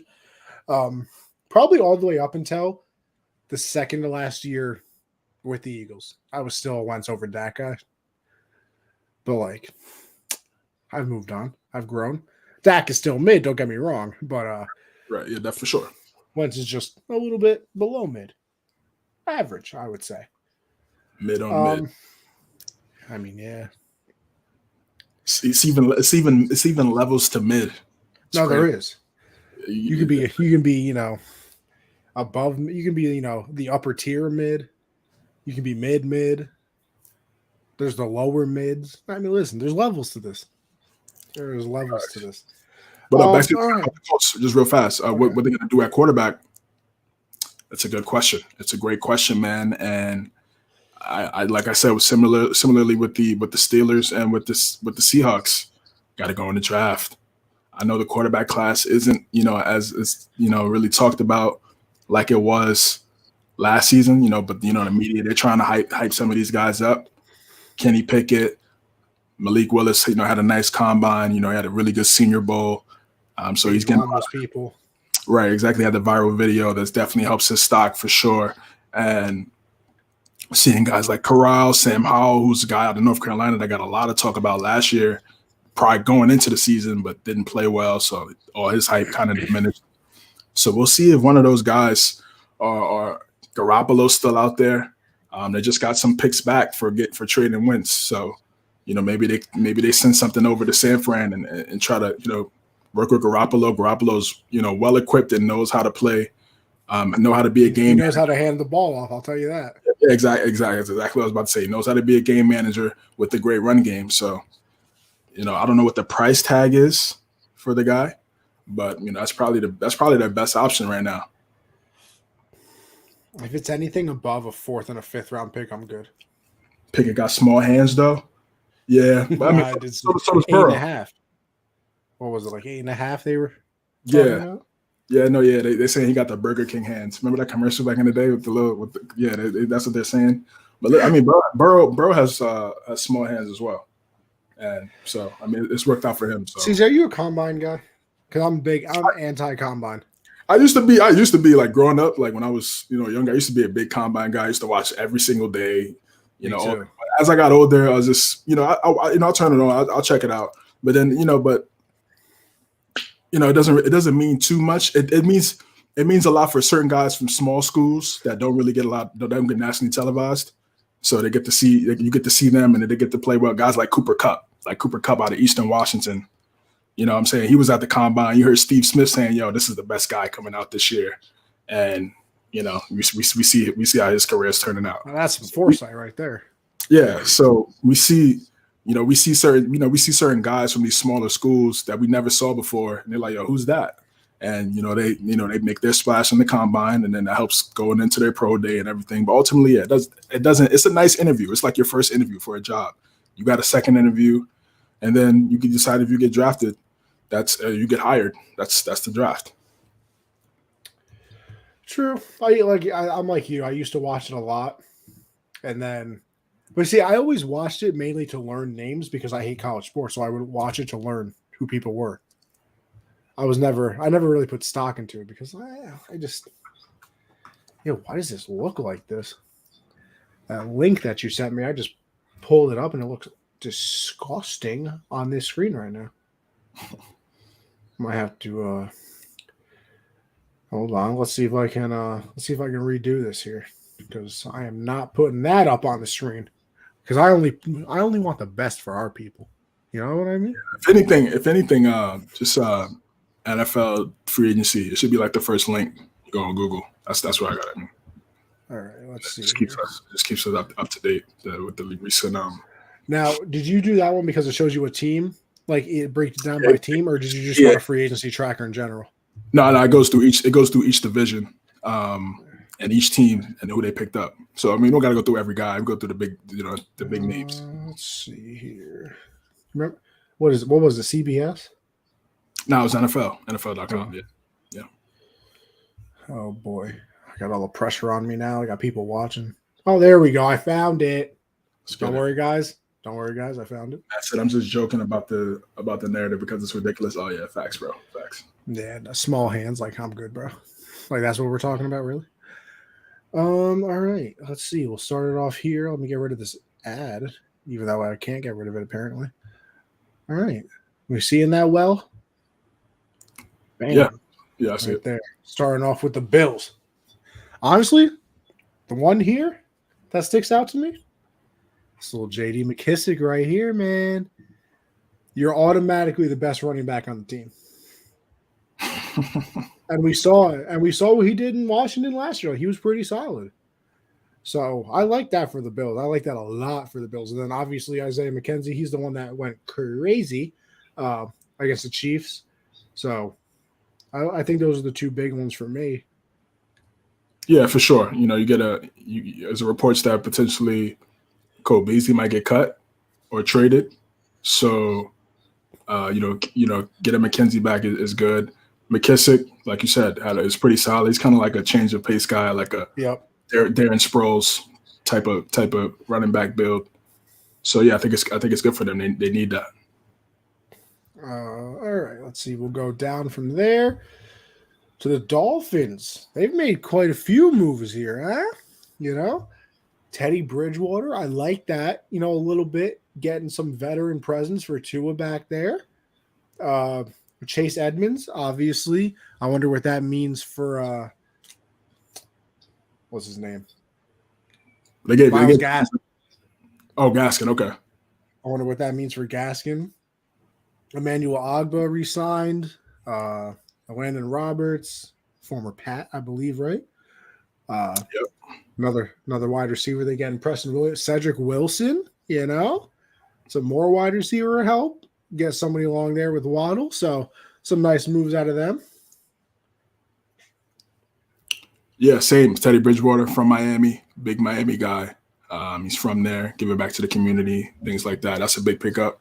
Chase Edmonds, I get what you're saying about Gaskin, but Mike McDaniel's coming from that San Fran tree, and they go by running back by committee. True. So that's definitely. I mean, I think he's still going to have an impact though. He's definitely a game changer. Preston Williams has some splashes. Cedric Wilson, interesting pickup. He could be a solid number 2 guy, and next to Jalen Waddle, and I'm interested to see how that plays out. Gesicki got the tag. I don't know if he'll. I think they should wait one more season to see what he really is before they give him a lot of money. But I do think he's talented.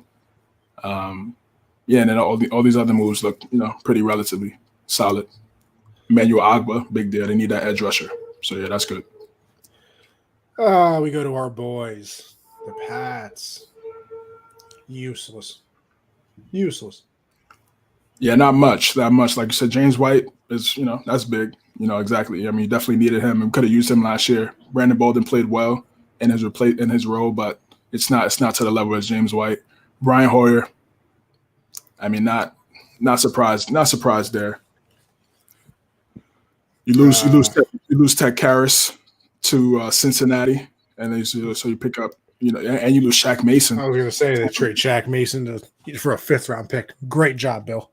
Killing the game. Yeah, that was the 5th rounder was a little weird to me. Maybe they get a compensatory pick out of that. I'm not sure. We'll see what happens. Mac Wilson comes back. McCourty come back. Wilson was interesting. I mean, that trade getting him. We needed speed at linebacker. He's a very fast linebacker. Kyle Van Noy, Dante Hightower just too slow. They're too slow to be sideline guys. And I think you get a guy like Mac Wilson from Alabama. He has a lot of speed. I think he could definitely contribute. Devin McCourty, yeah, you need that, veteranship. Nick Folk played really well as well. Matthew Slater, I mean, those are staples. Jets. Listen, I talked about it earlier. We clown them a lot because it's very easy to do so, but I like what they're doing, man. I like the Tevin Coleman signing or re-signing. Braxton Berrios really played well at the end of the year last year. You have an actual tight end in Uzoma. Connor McDermott re-signing. Laken Tomlinson, though. Pretty solid guard over there. Comes over for 3 years, 40. Jordan Whitehead comes over from the Bucks, I believe, right? Yep. I'm not going to lie. I like what they've done. Yeah, I like what they've done. They got a lot of cap space. So you got to try to sign some guys, create a culture over there. Uzama is probably the main guy that sticks out because he had a really good season last year with the Bengals. So we'll see how he plays in a different team, not having those type of weapons around him like Chase, like Higgins, like Boyd. So we'll see how productive he is. Go to the North. Ravens, man. Marcus Williams. You add that to what is it? Chuck Clark. Yeah, and their corners. I can't think of their names now. Marlon Humphrey, Marcus Peters. Yep. I mean, hey, that's a secondary right there. That is a good secondary. That's a great secondary. I saw Matt say in the Colorcast chat, any teams you think could go worse from first in their division, I personally think the Ravens could be one of those teams. Yeah, I think so. I mean, they were 8-1 last year before Lamar got hurt. They could easily be one of those teams, and I think these were really solid pickups by Baltimore. Yeah, we go down to the defending champions of that division. Jesse Bates, that's big, gets the franchise tag.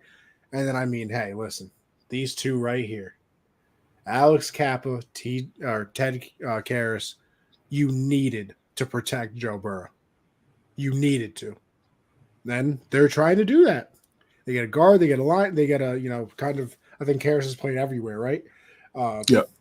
So good on them. It's about time. BJ Hill was very good for them last year.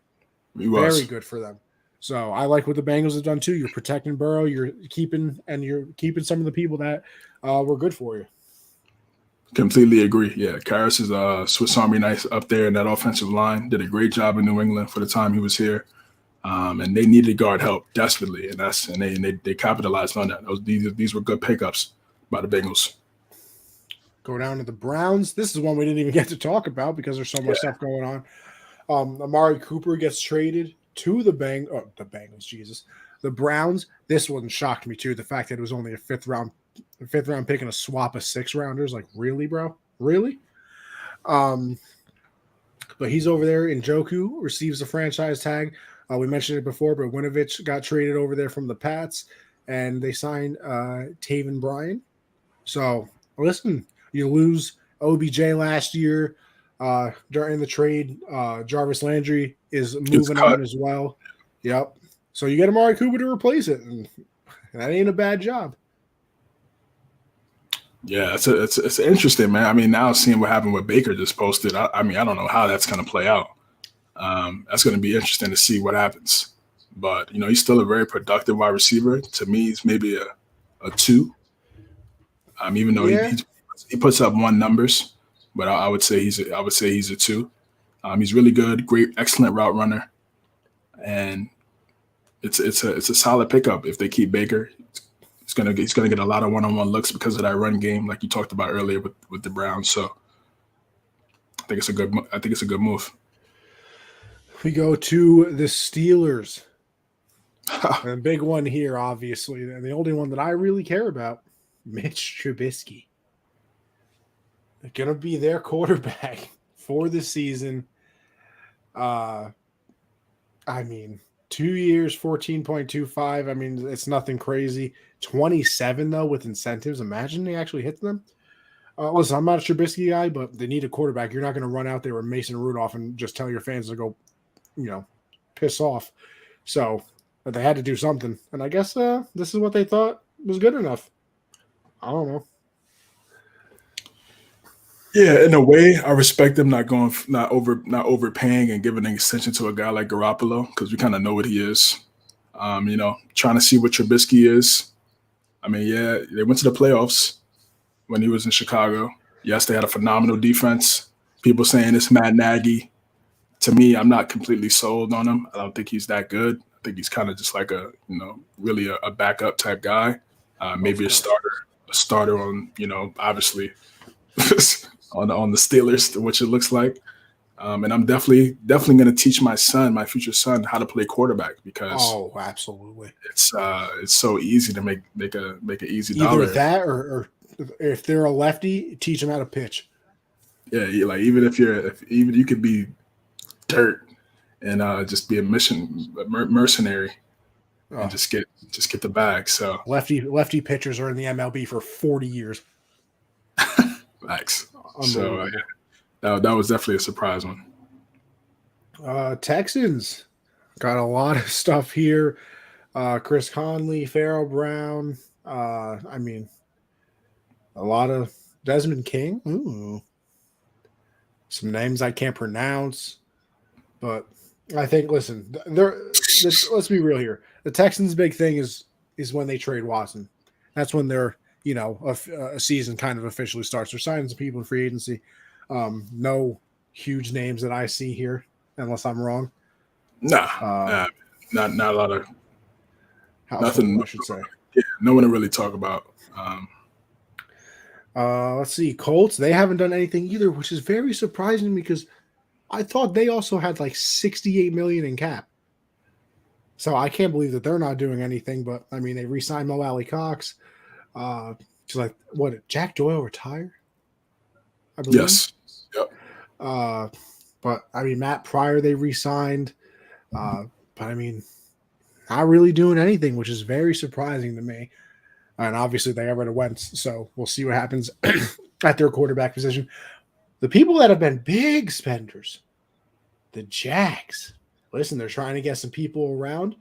Mr. Trevor Lawrence, Mr. Golden Child, Zay Jones, 3 years, 24. Christian Kirk, 4 for 72, 37 guaranteed. You get Evan Ingram on a 1 year, Cam Robinson, and then this is another big one, Brandon Sheriff with the 3 year, 49.5. Some protection for him. Tyler Shantley, re-signs. Got to keep the protection there. I mean, I'll give the Jags credit. They are trying. Yeah, they are trying. Doug Peterson, definitely night and day compared to Urban Meyer at head coach. I think Brendan Sheriff was a big deal. Christian Kirk, my bad. I was saying he got 23. I think maybe he might get it up front or something like that. But this looks like I think that's what it is. I think it's like 23 in the first year, and then like the same thing in the second year. Okay. But yeah, I mean, we'll see. I mean, he played with Kyler. He didn't do too. He wasn't. I mean, he was solid, but now he has an opportunity to be. I mean, they have Marvin Jones. Yeah, he has an opportunity to be the guy. They have Marvin Jones. They have Laviska Shenault. Got some talented guys over there. DJ Chark, is he still on the team? Nah. I think I forgot where he went. I think he went to the Jets. I think. I thought he went to the Lions, actually. Lions, yeah, that's where he went. Yeah, he went to the Lions. Yeah, he signed a 1-year deal with them. So Zay Jones was pretty good in Las Vegas last year. So they got some guys around Trevor, man. Not superstar guys, but some solid players for sure. And they got some protection. And that's what you're gonna need. And I was saying this to a couple of my guys in the group chat we were in.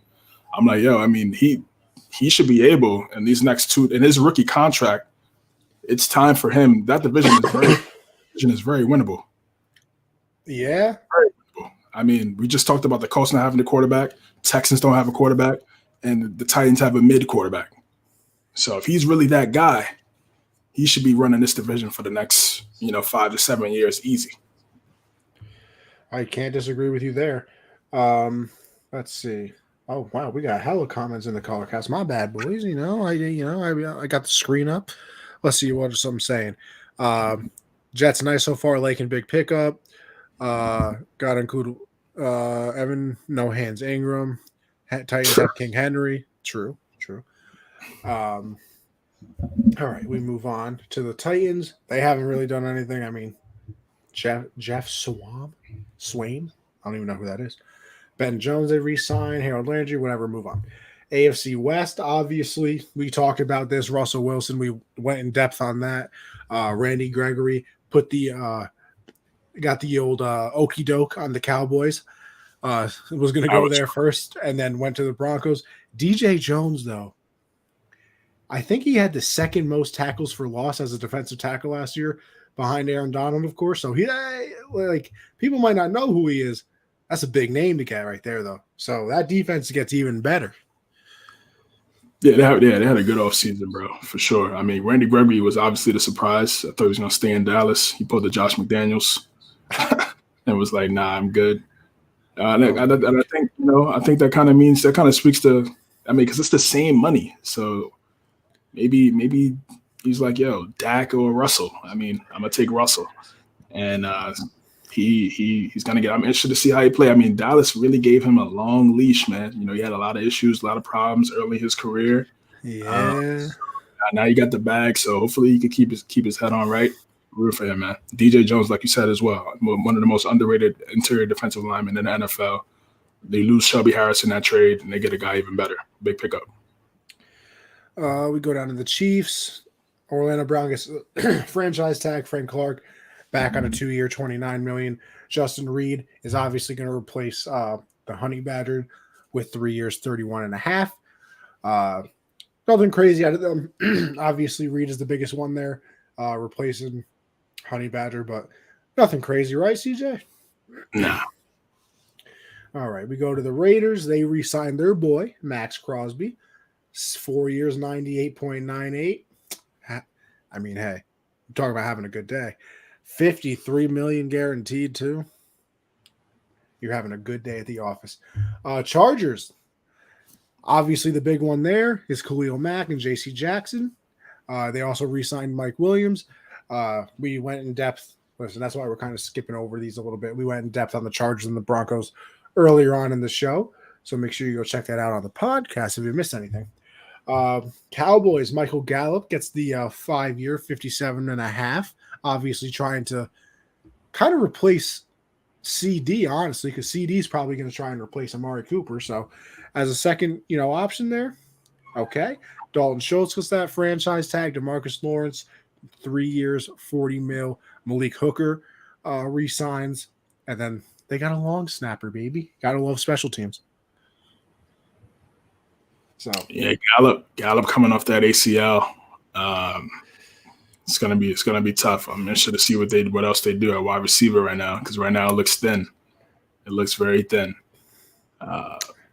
Dalton Schultz is probably going to get a nice little contract with the tag. DeMarcus Lawrence restructuring this deal. Could have easily took the Amari route, was like, nah, I'm good.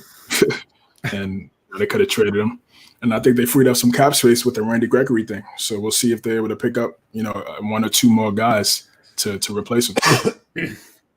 Yeah. Listen, we've had plenty of conversation about the Cowboys in the group chat. Looking at you, Christian.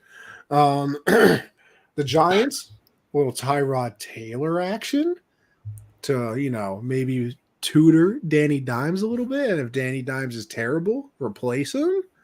Interesting. Danny Dimes, you better start collecting those dimes if you don't have a good year this year. Because I don't know what the NFL future is about to look like there, boss. Eagles, nothing crazy. Actually, I lied. Hassan Reddick is good. Hassan Reddick, that's a good one. Nice little pass rusher there. So, and Jason Kelsey comes back. I thought he was going to retire, and then I guess he came back. So, he didn't. But yeah, good on the Eagles.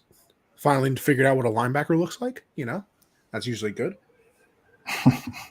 Carson Wentz we talked about. Oh, my bad. Sorry. Go back to the Eagles. My bad. No, you're good, bro. Yeah. Okay. Not much to say.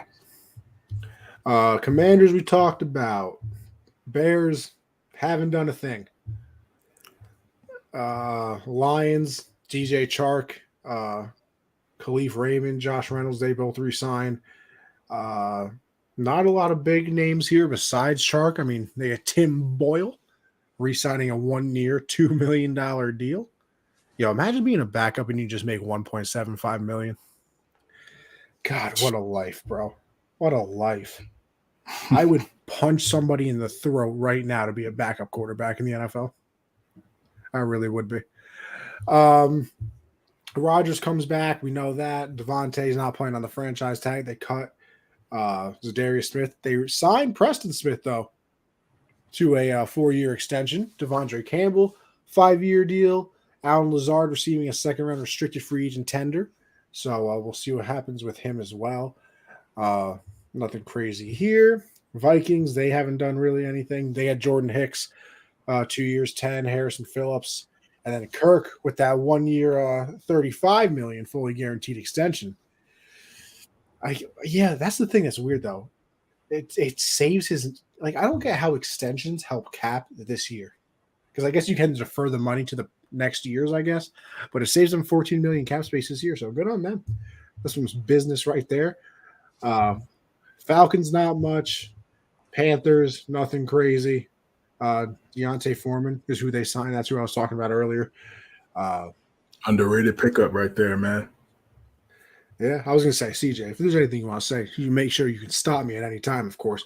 No, you're breezing by, man. I don't have much. Deontay Foreman was probably the only one to me that sticks out, bro. He's he played pretty well for the Titans last year, and I think he's an underrated back. Like his game. Oh, Rizzo's re-signing with the Yankees. Good looks, Matt. Appreciate that. I guess that means we're not getting Freddie Freeman, by the way. Okay, Bucks, obviously Brady out of retirement. We talked about Shaq Mason with the trade over there. Russell Gage, that's a good one. Russell Gage as your third wide receiver. Obviously, they tagged Godwin. You got Mike Evans still. Very important, too, that Ryan Jensen came back. Carlton Davis came back because corner was an issue with them last year. So those are some pretty big ones over there in Tampa Bay as well, CJ. Yeah, for me, I want to see what they do with that front four. I mean, JPP and Dominican Sue, those guys are kind of getting older.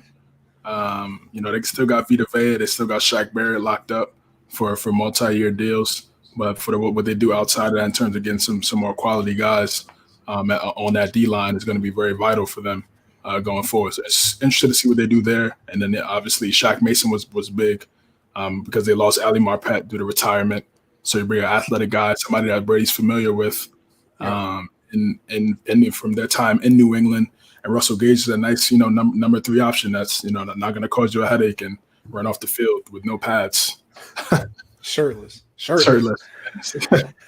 Let's see. The Cardinals here re-signed James Conner, who had a nice year last year. They extend Zach Ertz as well, who they got in the trade last year. Other than that, nothing crazy. Rams get Joe Noteboom. What a name. What a name. 3 years, 40 million, Brian Allen. Also not on here, but Andrew Whitworth did finally retire. So It's probably a replacement right there. No boom. yep, absolutely is.